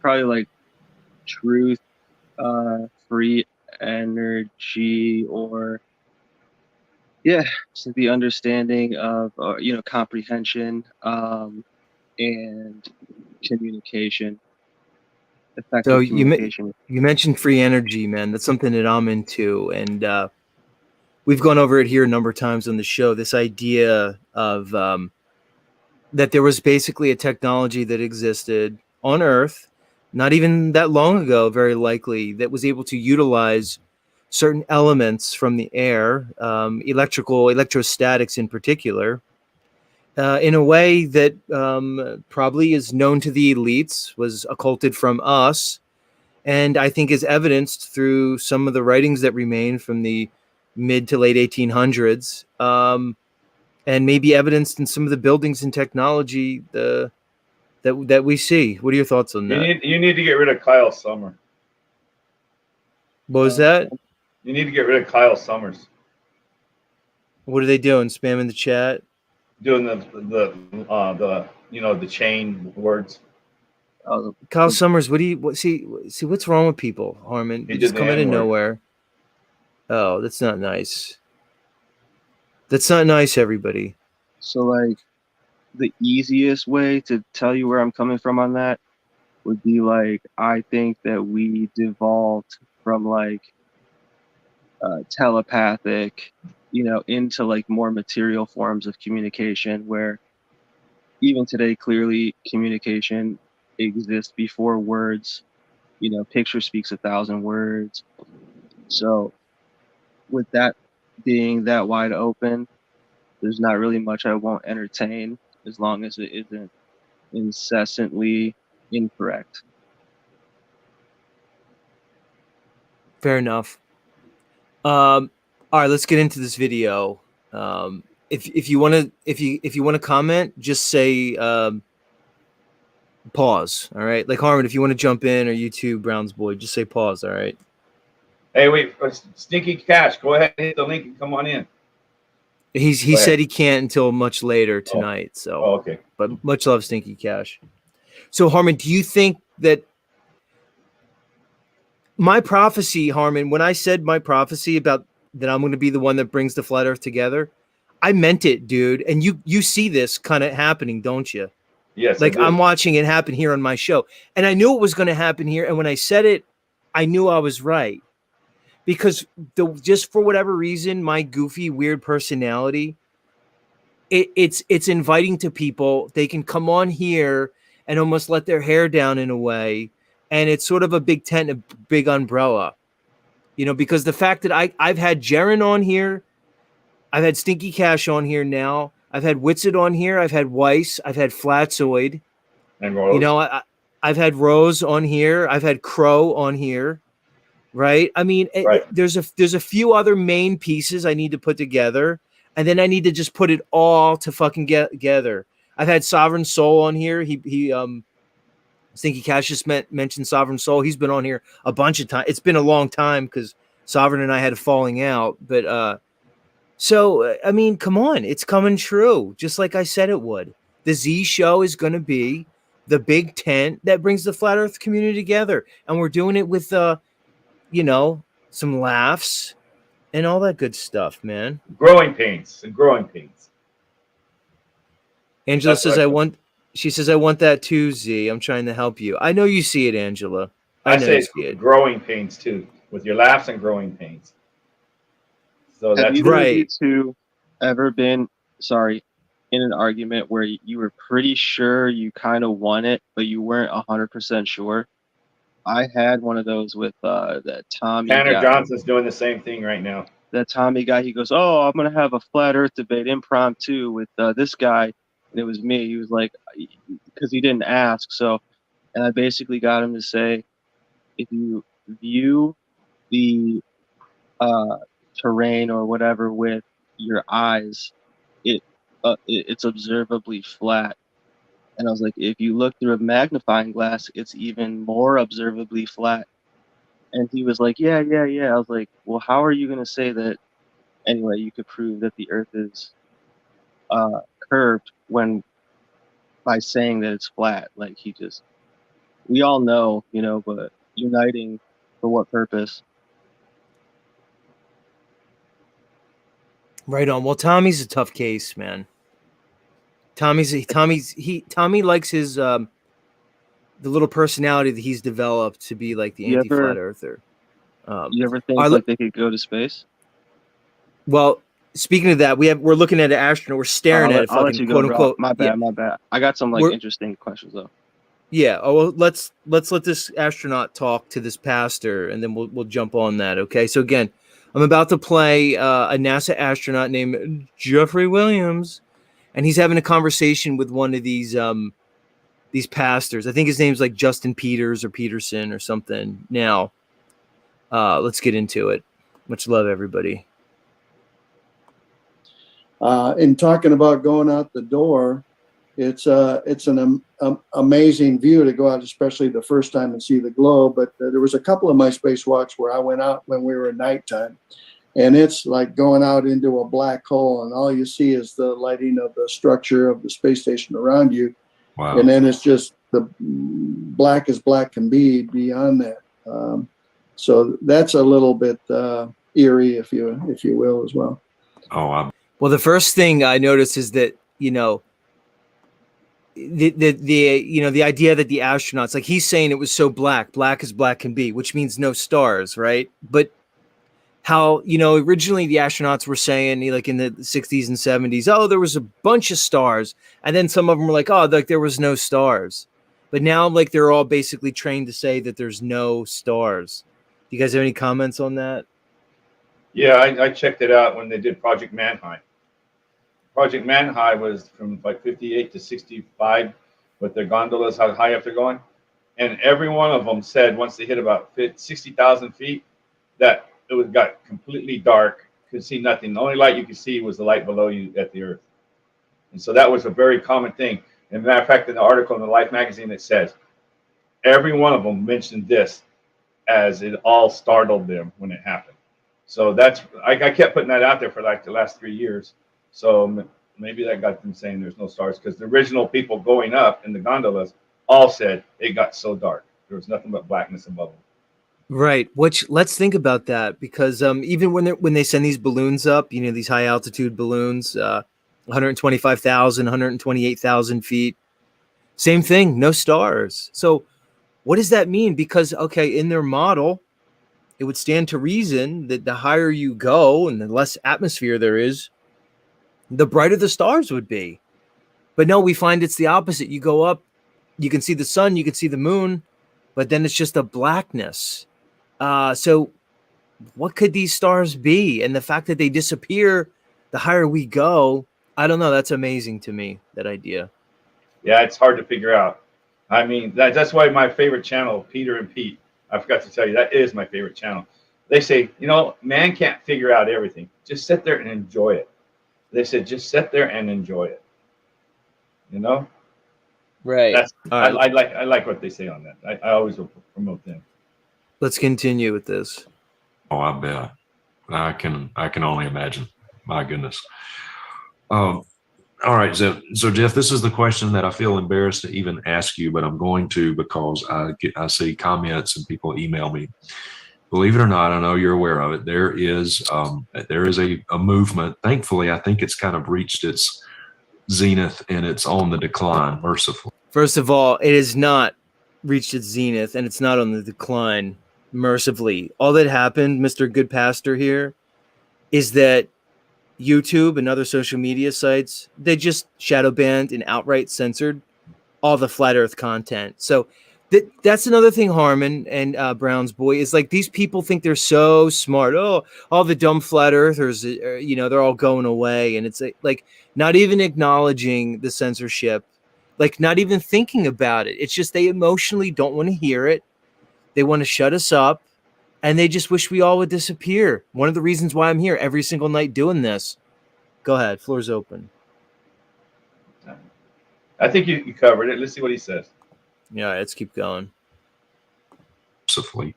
But there are some folks out there that believe that the earth is flat. She's around, she's a firm, she's a fully packed, she's around the back of my head. She's flat like your head. I don't appreciate the Italian stereotype that whoever made this video put in. I'm just saying, I find it offensive, Harmon. Yeah, just claim your Jewish side. And never let embarrassingly, many of them claim scripture as their support for that. They're the foundation for their belief that the earth is flat. Harmon doesn't. Is the earth flat? And is there any biblical? What would you say to those who say it's so funny watching these people laugh with their smug nature? Like, dude, here's the thing. You're a Christian pastor and you're going to have the balls to come up here and laugh at the dumb flat earthers when your whole book basically proves, well, I don't want to say proves, claims a flat stationary earth. And you're the dumb fuck who's going to come up here and laugh at us as if we're so stupid as you talk to this Christian astronaut. This is disgusting. And the other thing about this pastor, just the saccharine sweetness to his voice. He makes sure his voice is like extra deep and paternalistic. And, he goes out of his way to make his eyes look as like tender and caring as possible. And these guys just make my fucking skin crawl, man. Completely. And his round shoulders just portray weakness. Right, exactly. Like I'm humble and meek, humility, but it's all false. Go ahead. Lanza laughed. What were you going to say, Lanza? I think if you put him in any other position talking about almost any other subject, we would see a similar reaction. Like the pious kind of goes beyond just one subject. Right. Like this is his whole persona, this whole thing. That's how he collects his money. They use the Bible as their support for it. I actually heard that for the first time in my last flight in 2016. And I first became aware of some comments in the social media that I was posting about that. And of course, I read it and I thought it was a joke. There's lots of humor and comments. Right. And it wasn't until I returned to Earth and looked into it a little bit more that I realized that there are those out there that believe the Earth is flat. And speaking of embarrassments, ironically, many of them are believers. Yeah. And they use, as you referenced, scriptures which are clearly figurative language. Mm-hmm. So when I came back from the last flight, in public. So it's figurative language. So in the very beginning, where it says the Spirit came upon the waters and upon the void and divided the waters from the waters. Well, that's figurative, right? And then remember? when Go ahead. Go ahead, Harmon. Go ahead. Yeah, you remember Bomberg? How she's? Did you ever get into Bomberg, who reads facial expressions in your eyes for the truth? She's big on the internet. Anyway, when you look up to your left, you're making things up, and it's not true. When you look up to the left, and every time he does a deep thing, he looks up and to the left, and that's just, you can't help it. That's what your eyes do. Right, when one's being deceptive. Right. Well, here's the thing. It's like, this is something I had to learn, Harmon, throughout my life, is to realize that people will lie right to your face over and over again, and people will deceive you. They'll do it without breaking a sweat. They'll do it without getting flush. And that's probably how they find these, so-called astronauts. They just like they screen, for law enforcement, or they screen, for these FBI agents. To make it to be an astronaut, you go through a lot of not only training, but like a rigorous screening process. And to me, they're just basically psychopaths, man. They just are. If you're a psychopath, you could just lie to people. Your heart rate won't go up. You don't fucking care. And I had to learn that because I, like many people, have a tendency to project my personality out and assume that other people are going to be like me, because I don't think I'd be able to sit in front of the world and lie like these people do. So in my mind, I just rationally say, well, how could anybody lie? And then I realize, no, I got one. They'll look you right in the face and they'll lie. Go ahead. So, of course, this is just like a theory. It's just like a thought. But along the lines of what you said, you couldn't, and I don't think any of us could, lie like that, right? It's like, it seems really impossible. But what seems more possible is these people are like living in some sort of underground base or something where their life is like fed to them, and they right there, like that guy just thinks he's like doing his job, but really like he's not even part of the normal or the whatever we consider what we're told is society. Like, or yeah, I don't know. I mean, it could just be like MK, or it could just be like generational trauma-based mind control or something. Like all of those things are more He's valid either reading than off a script there, Z. He's either reading off a script or he's pulling it all out of his imagination when he's looking up. He just thinks it's his job. Maybe he just thinks it's his job. Yeah, he probably has That no would be conscience about it. the easiest one to control is the one that just thinks like it's probably just For the job. greater Like, good. For the greater good. you don't have to Well, lie look, to them. here's the thing. We know how when they take their blood oaths for their secret societies, their organizations, their mystery schools, etc., they basically join a brotherhood. And once they advance to these high levels, I mean, come on, we know that these astronauts are Masons. I mean, even all the astronauts in the 60s and 70s were openly posing with their Masonic rings, Masonic hand symbols. NASA's been encoded with this stuff from the beginning, so this is a different level. And to Brown's boy's point, I agree. It's possible they're not even human as we even conceive them as human. They may have a different bloodline, a different genetic lineage that we don't understand. So make no mistake about it. Like, these people just get up and lie right to your face, and they'll do it really with very little moral compunction. Public speaking engagements and Q&A, I would invariably get those kinds of questions. And at first, I try to inject a little bit of humor into it. Like, certainly this isn't real. Realized it was real. For a short time, I tried to engage logically. But I finally got to the point where my answer is simply boiled down to two words: utter foolishness. Yeah. As you alluded to, I think that over the last year or two, I see that to start to be going away anyway. At least maybe people are not willing to bring it up anymore. But yeah, I mean, that's what I've finally come to, is it's utter foolishness. For some of the folks that have gotten caught up in this, which I think probably was energized by somebody in their basement on the internet. Right. So here, what's funny? That's funny. He said that. Wait, real quick, because the guy in your chat, Guyana Spice, he says in the basement, right? And of course, that Californication says he's quoting from the California Corporation. It's made in a Hollywood basement, just like he's saying. And then this Guyana Spice says, I remember young people not believing in the moon landing in the 90s. He says REM, which is the band, had a popular song about man on the moon. So he was just throwing that in there for you, Z. It's funny, man, that they just want to minimize everybody, just a bunch of idiots in their basement, like they're nobodies. Like, I thought you guys were Christians, right? So what? So to be valuable, like you have to be like you guys and have a big house and be a pastor, grifting people for shekels, and be an astronaut working for the federal government, like lying to people, like, ha ha ha. That's the first thing that's interesting. It's like, notice they're not talking about anything regarding proof. It's just, I'm an astronaut and I was able to see the globe Earth. So just trust me.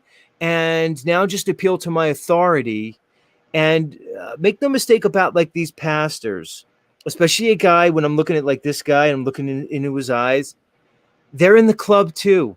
These big time pastors, they're all initiates. They go right through the Blue Lodge into the Red Lodge and higher. Like we talked about with you, Harmon, and your lineage, family lineage as Mormon. Joseph Smith was a fucking master mason, dude. Everybody knows Had to it. be. So, he had to be. So was Brigham Young. They were known Masons. Okay, how do you think they knew that the Mormon Cathedral was waiting for him out in Salt Lake City? Man, that's another thing I'm going to get into my in the future on the show. We're going to be talking about ancient Atlantis and basically how the entire west coast of the United States into the Central Americas, basically the dawn of the Mayan culture, was basically a very advanced culture more than 10,000 years ago.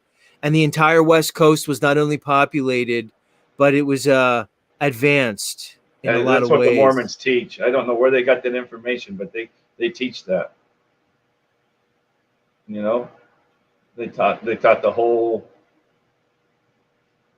South America, Central America, and North America were all populated and way advanced in medicine, hardening copper tools to do brain surgeries and all that kind of stuff. Somebody named Billy Antonio, but they have a picture of what's his name, Nile.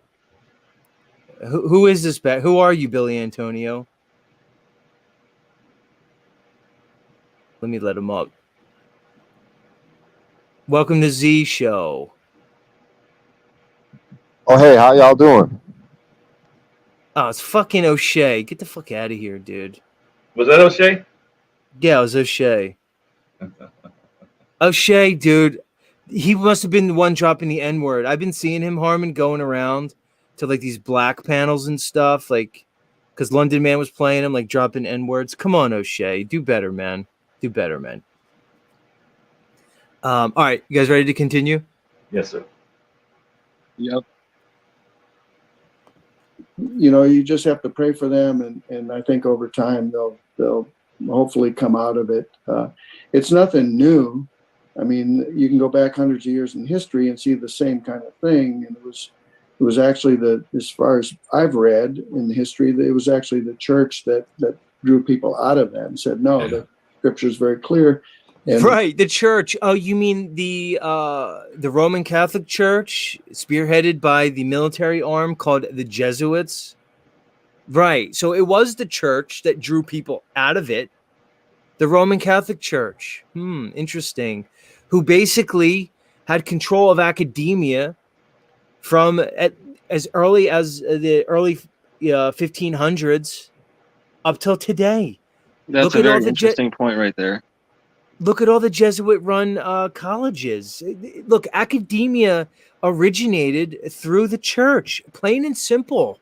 So, okay, he's going to make a point that it was the quote unquote church that brought people out of the delusion of flat Earth into the, through the Right. Copernican revolution into the globe. Oh, that's really interesting. All So the you guys presidents have connections to Jesuit universities. Every one of them had Look, some they form all- of education to Jesuits. Bro, they I all- don't even they all- blame the Jays, really. Like, you can, come on. I think they run the Blank. Jays. No, I'm just saying, like, it's blankety. Like, I'll entertain it, but like, Well, the specific help in Jesuits that did case. the Spanish conquest. I can't say the word. When they went and conquered all the countries, they went in there. At least if we're going to believe that part of the history, they went to every country. New Guinea, they went to Australia, New Zealand, Right. all those countries, and went in there as a Through Jesuit military. priest, and they took over their education. That's go ahead. Yep. Go They- ahead. they Go ahead, admit to. Browns boy. Elaborate a little bit more on that. Go ahead. I forget what it even was, but like, I was just agreeing with. You said the blanket. You said Armor. the blanketing of the thing. You think? Oh, that's too yeah. much? I mean, I don't know. I heard you could break things down into threes. I heard, like, if you say the word Jesuit, it kind of like there's a cultural, there is a religious, and then there is a like a lineage. Like, they don't, you know what I mean? Like, I just don't want to be wrong. You know what I'm saying? Well, here's the thing. It's like you said, it's a blanket term, and it's really not. It's almost like Stinky Cash was saying that there is also what a term that I use is the unholy alliance between the Holy Roman Empire, the Vatican, Church of Rome, with the as he says, the crypto Jews, which was basically the Khazarians of the time. And there seems to have been an alliance there, but it gets really, really foggy and everything gets understand. crazy. But to discount the role of the Vatican in within at least the last 500 years in terms of their influence on science, academia, and education, you can't overlook their influence. And that's what they let you see above ground, because none of us can actually like just see what's underground. But I hear there's a lot of Mithraic temples underneath churches, especially in Italy.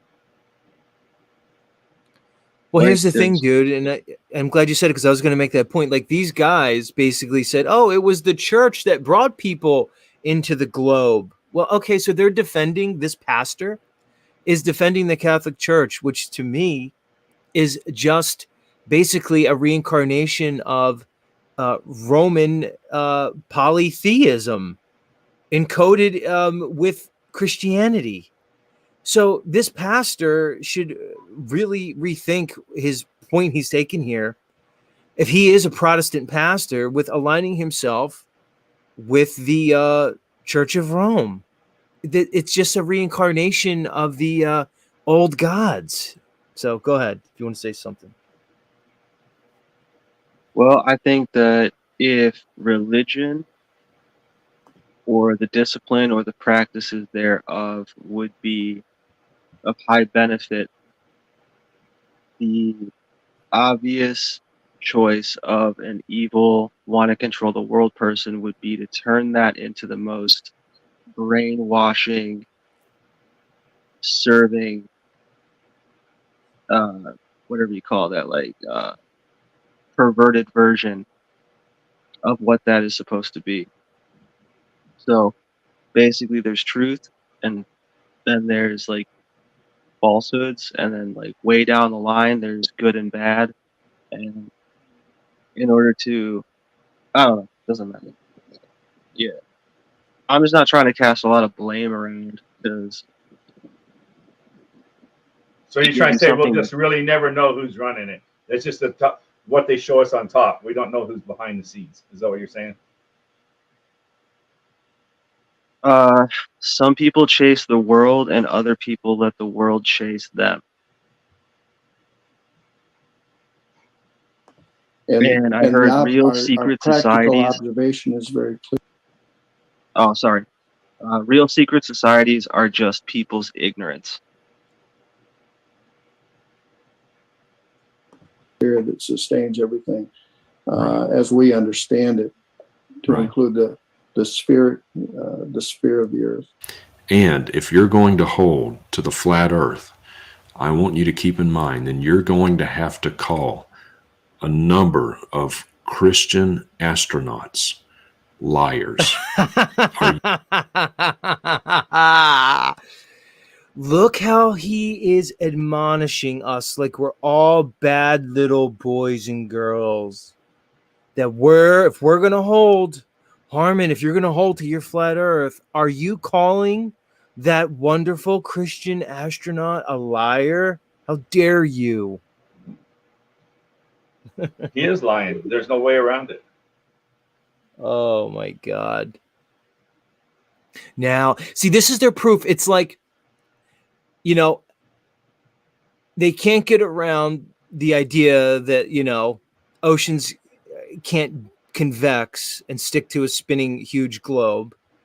They can't get around the idea, you know, and argue that, you know, the idea of the vacuum of space violates the second law of thermodynamics. They can't get around those type of things. But what they'll just do is they'll parade out a bunch of astronauts, call them Christians, and saying that if you're a good little Christian, how dare you lie? Say your brother Christian is lying about this. God, this is mindfuckery at its best here, and brought to you by your friendly neighborhood Masonic temple, no doubt. Unbelievable, man. Wow. Let's continue. Another thing I find funny, Harmon, is that these Christians, like this New Age Christianity that like wants to be taken seriously by the secular world. It's like, well, we're Christian, but like we're not like these kooky Christians that like think the Bible is actually real. And that like when God said he created the earth, that he actually created the earth, and then he actually made a firmament that's hard as bronze, and that the earth is actually fixed and immovable. We're not like those type of Christians.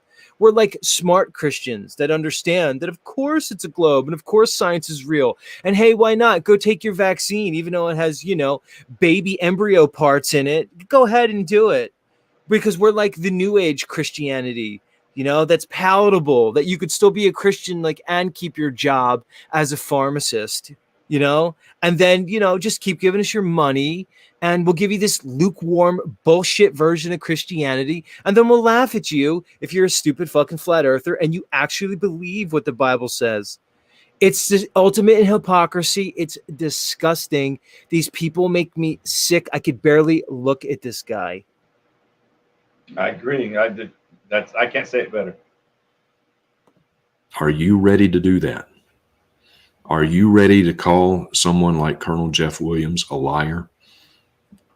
Oh, look at It's that gotta be one or face, the other. Harmon. Look at that smug. If the earth is face. flat, then Colonel Jeff Williams is a liar. This is a man who loves Christ, who loves his word. Are you really ready to call this man a liar and slander your brother in Christ? I might remind you that slander is a very serious sin listed in Romans chapter 1 amongst sins that mark the lives of unbelievers. You need to think.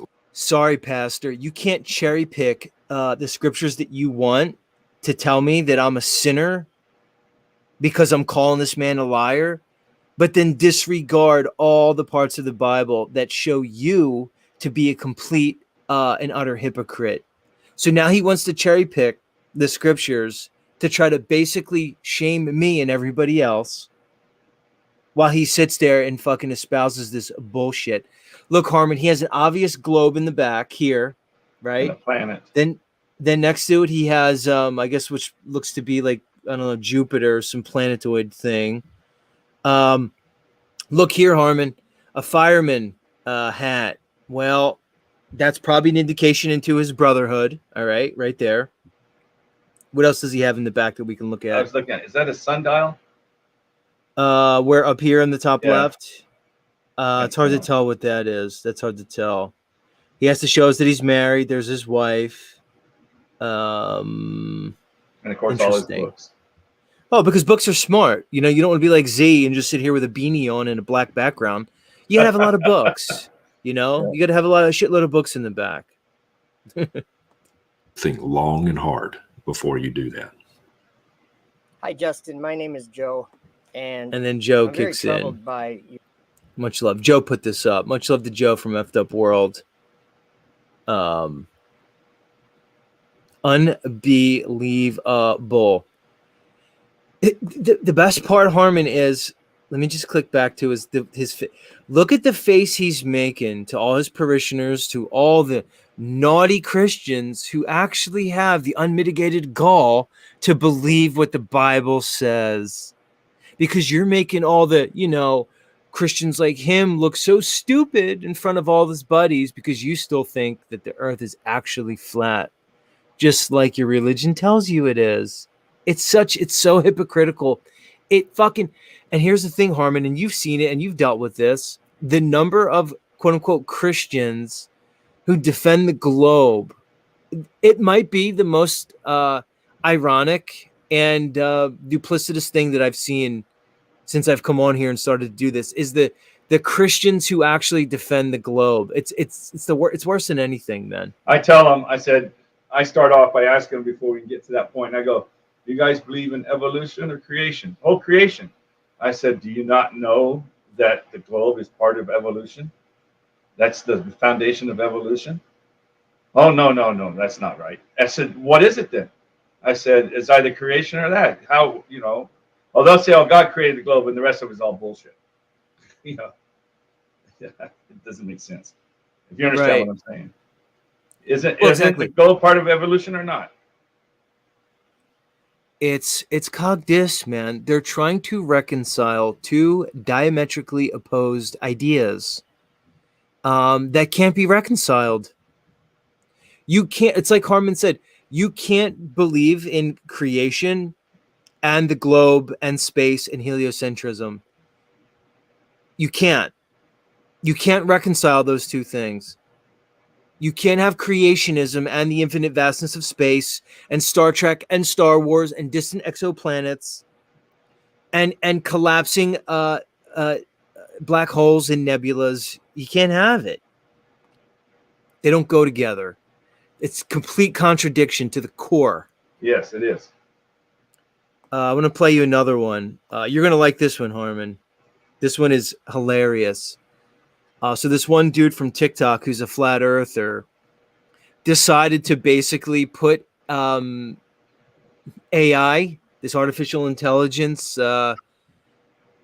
these algorithms, he tried to put AI to the test and question it about flat earth. And he basically short-circuited the AI and got it to admit that it was lying.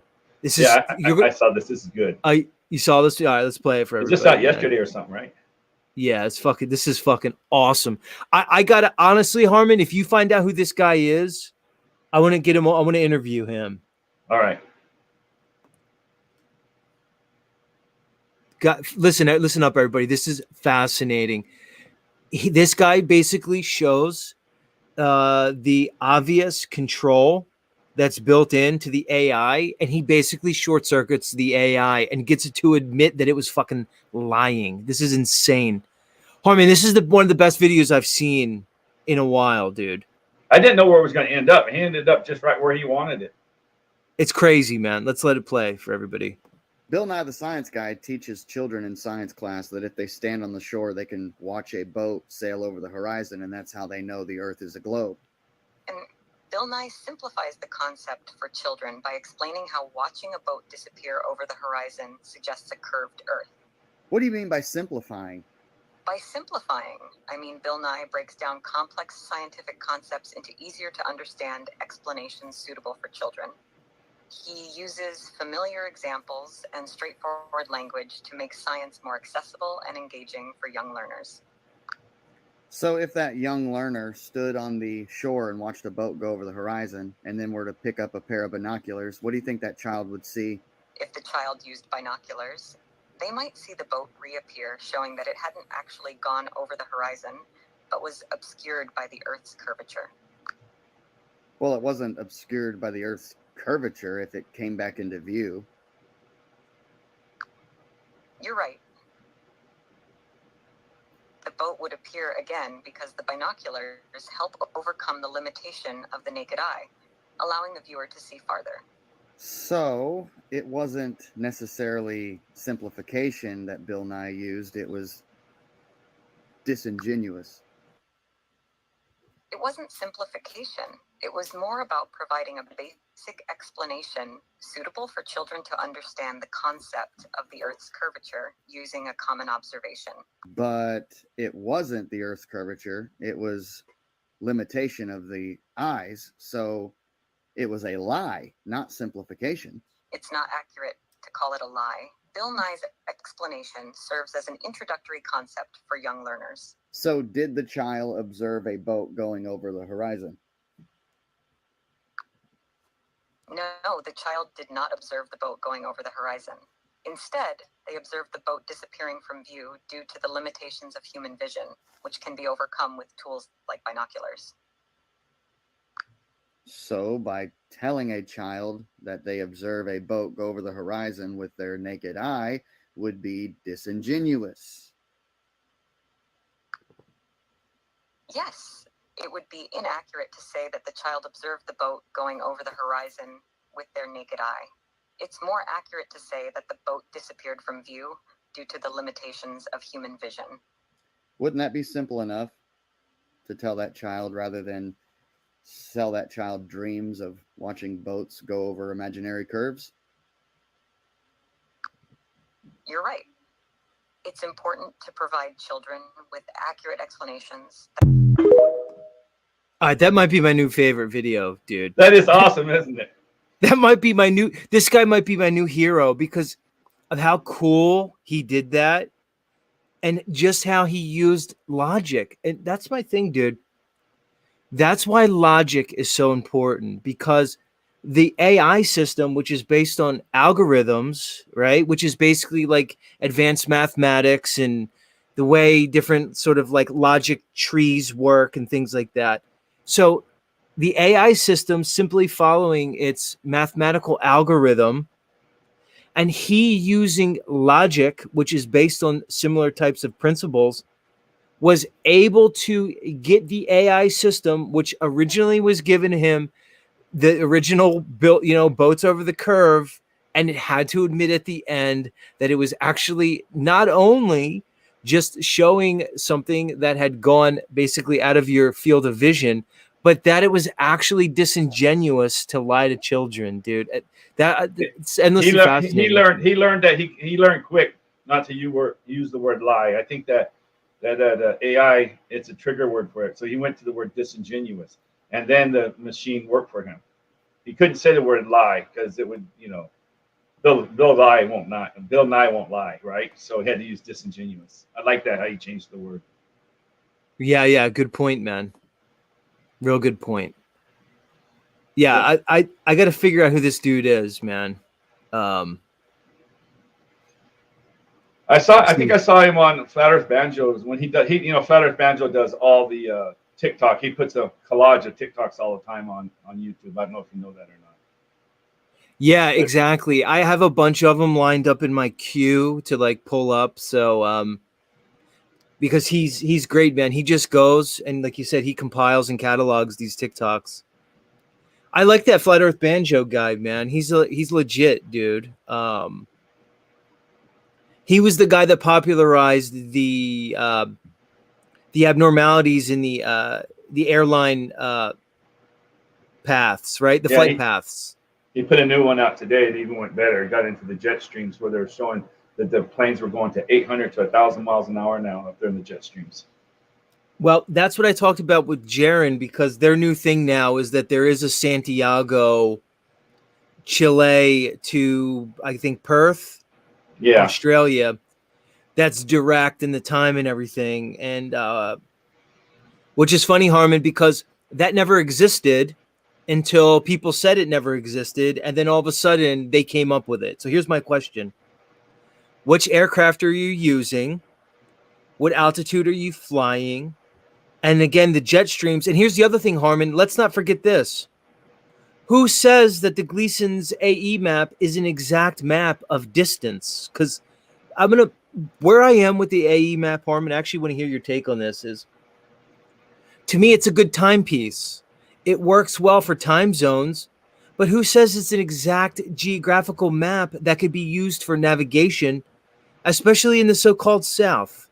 So are they strawmanning us with the AE map in the first instance to even bring up this topic of Australia to Chile? Go ahead.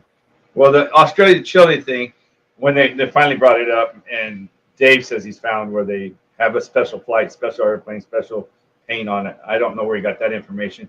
But the thing is, when that guy, I can't remember his name now, that took the flight and they were on there, his compass, everything was true except for his compass was going the way it would be on that map. It didn't go down low. I can't remember. What's that guy's name that does that? I know his real name, and I don't want to drop it because he doesn't like it. I forget. Was it a flat earther or no? No, he wasn't a flat earther. Crow. It's Crow, isn't it? It's not Crow 777, but his name's Crow something.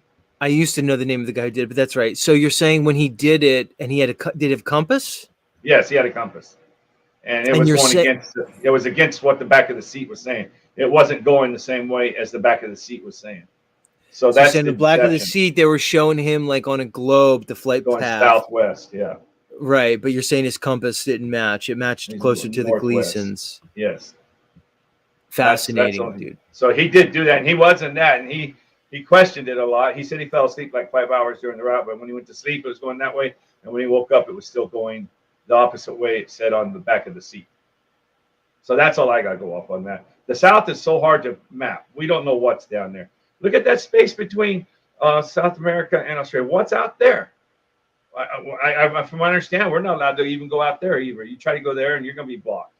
Not just below the 60th. So there's a lot of places we're not allowed to go. Well, yeah, man. Yeah. When it comes to navigation in the South, from what I've looked into, when people try to follow the accepted maps when they're navigating in the South, they continually have to course correct. So their actual navigation based off the stars, and their direction and their compasses, if their compass is still working, if they're not too far south, they actually have to course correct basically when they relate it to the map. They don't match up. So it gets crazy. Yeah. Everything gets crazy down there. Yeah, they said Max Egan. Yeah, Max Egan took the compass because he wasn't a flat earther. I don't know if he still is or what. He's in his own world on that stuff. But he did take the compass, and it read the opposite of what it was supposed to be saying. Thanks, chat. Chat, let me know who is Max Egan. Yeah. Everyone says Max Egan. Yeah, I haven't looked into his material enough, Harmon, to give a take on Max. So I don't know. I barely know like what he's into. Right now, he's against the war real big time, hugely against it. That's the big thing right now. The one overseas.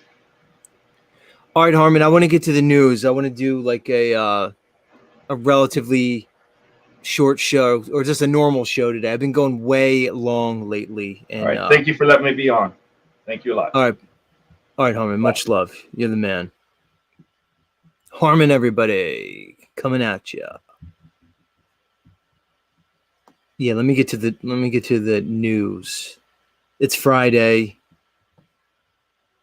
And I've been going way, way long. There was a couple shows I did. Like I did the 5-hour show a couple days ago, I think. By the end of the show, like I think I blacked out for the last 2 hours of it. I had to go back and listen just to even remember what I said. So much love, everybody. We got to meet Brown's boy. That was cool. I'll have to unban Brown's boy.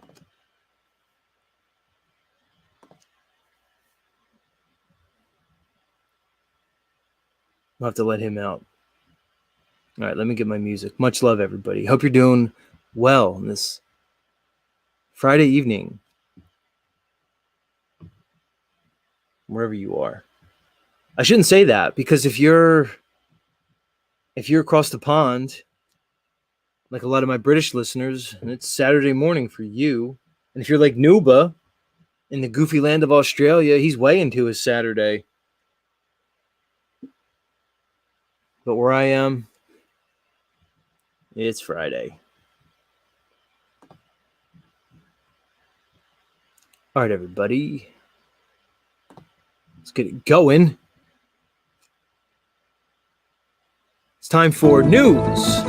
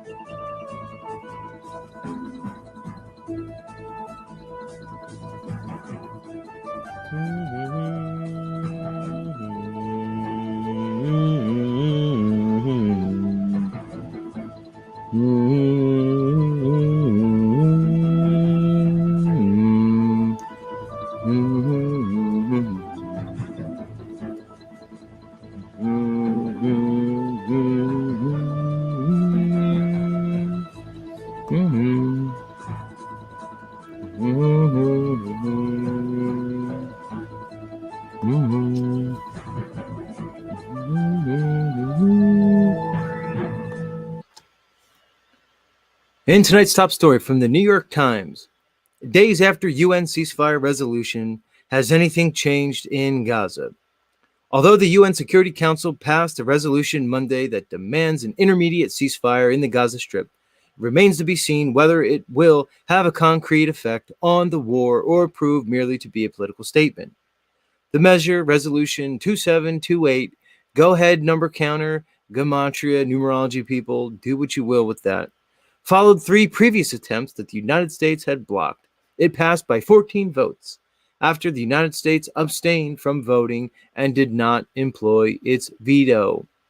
The resolution also calls for an unconditional release of all hostages and the end to barriers to humanitarian aid. Israel's government condemned the vote, and early indications are that the UN's actions has changed little on the ground or spurred diplomatic progress. Well, all I could say is let's just pray for all those involved, all those unfortunate souls involved in this skirmish, this conflict. You know, whatever the UN's doing, whatever the US is doing. What we're learning here as we proceed in this age of information is that if there's a war on this earth, it's basically being orchestrated from the top down. This is a one world order. And as I say continually, it is not a new world order. It's just simply a world order. We've been controlled, run, basically like chattel slaves, probably for the entirety of humanity now. There appears to be certain amongst us, men and women, who are aware of this. The initiates, the ones who basically have the distinct privilege to be invited or recruited basically into their little groups, their little clubs. Nothing happens on a geopolitical scale, nothing, without the approval of the ones at the top of the pyramid, the capstone, so to speak. Sure, they're going to present the news. They're going to give us the puppet show. They're going to present it, to give us the drama, the characters, the set and the setting, like any good story.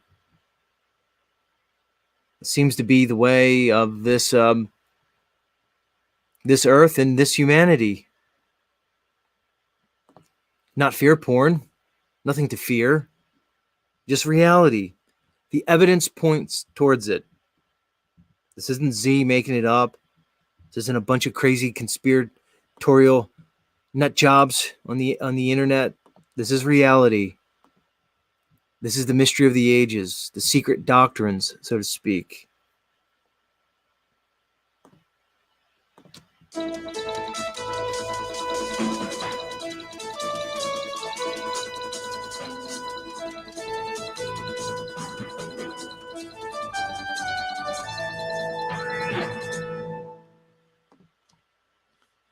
the Los Angeles Times, the federal government plans to kill 500,000 West Coast owls. The federal government's plan for hunters to kill thousands of invasive owls to protect the rapidly declining northern spotted owl has ruffled the feathers of dozens of animal advocacy groups.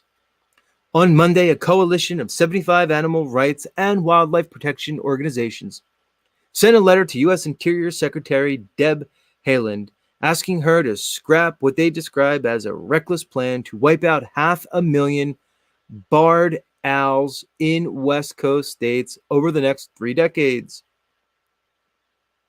The letter, spearheaded by the Animal Wellness Action Group and the Center for Humane Economy, lambasted the plan for being unworkable and short-sighted, arguing that it will lead to the wrong owls being shot and disruption of nesting behavior. Well, this is news to me. I didn't know that the northern spotted owl was being overtaken by the barred owl.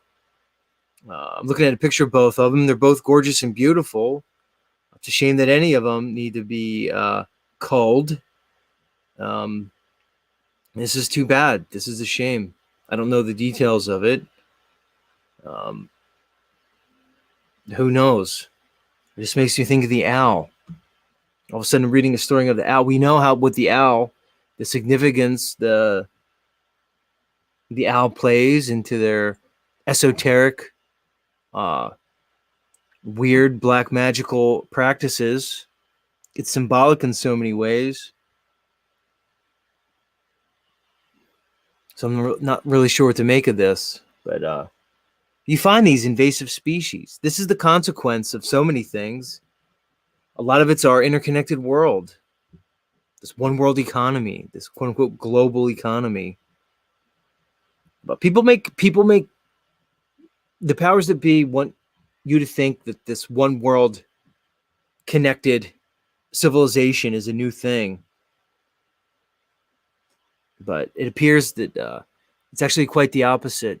This world at one time, maybe not even that long ago, appears to have been a single civilization worldwide with trade, economy, religion that was ubiquitous all around the world. This isn't a new thing.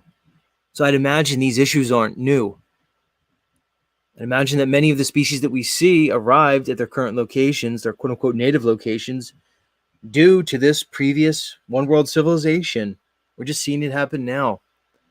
Again, I encourage anyone listening to break the simple limitations of the story and the narrative presented to us. This idea of evolution and these separate species in these continents that basically existed untouched by foreigners. This virgin soil, so to speak. It doesn't hold up to scrutiny. It doesn't hold up to history. So that's my take on it.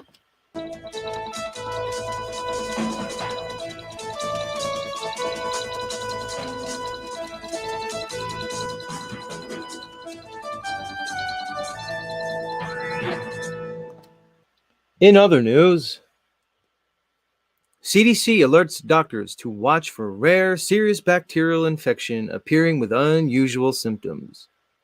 Health officials are alerting doctors to be on the lookout for certain types of rare, serious meningococcal infections that are on the rise in the United States. The U.S. Center for Disease Control and Prevention said in a new health alert that these infections, which are caused by a certain strain of Neisseria meningitis bacteria, may present with unusual symptoms. In the cases identified so far this year, about 1 in 6 people have died, a higher fatality rate than they typically see with meningococcal infections. These cases are also unusual because they are striking middle-aged adults. Typically, meningitis infections strike babies or adolescents and young adults. All right. So again, another scare. Microorganisms, meningitis is not uncommon. But again, there's a number of different associated pathogens with that. Take that for what you will. My whole take on health is this: is I see us as having these energetic bodies, all right, that are maintained with simple principles of magnetism, based on certain magnetite minerals that maintain a proper, let's say, homeostatic electrical balance. If we maintain the proper electrical balance, very likely we will be prevented from most infections. Again, it's a mindset, it's a paradigm.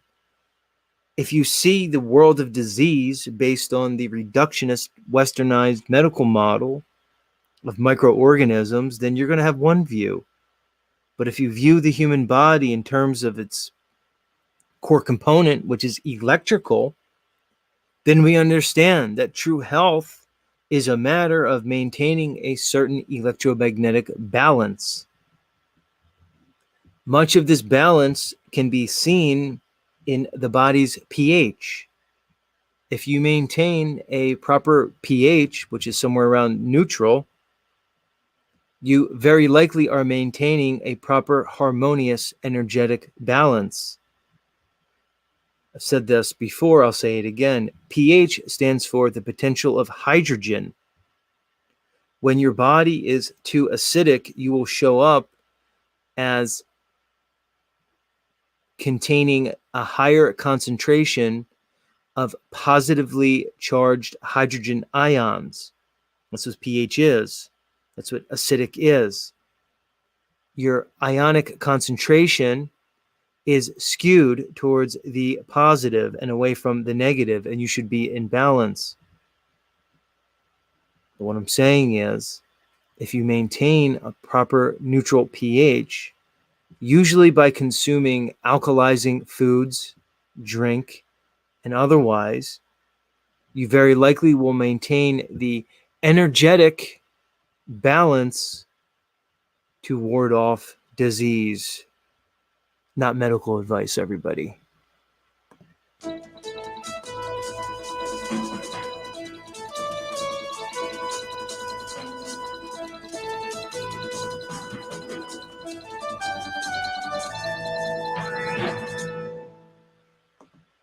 All right, guys and dolls, that'll do it for the news, and that'll do it for another Z show.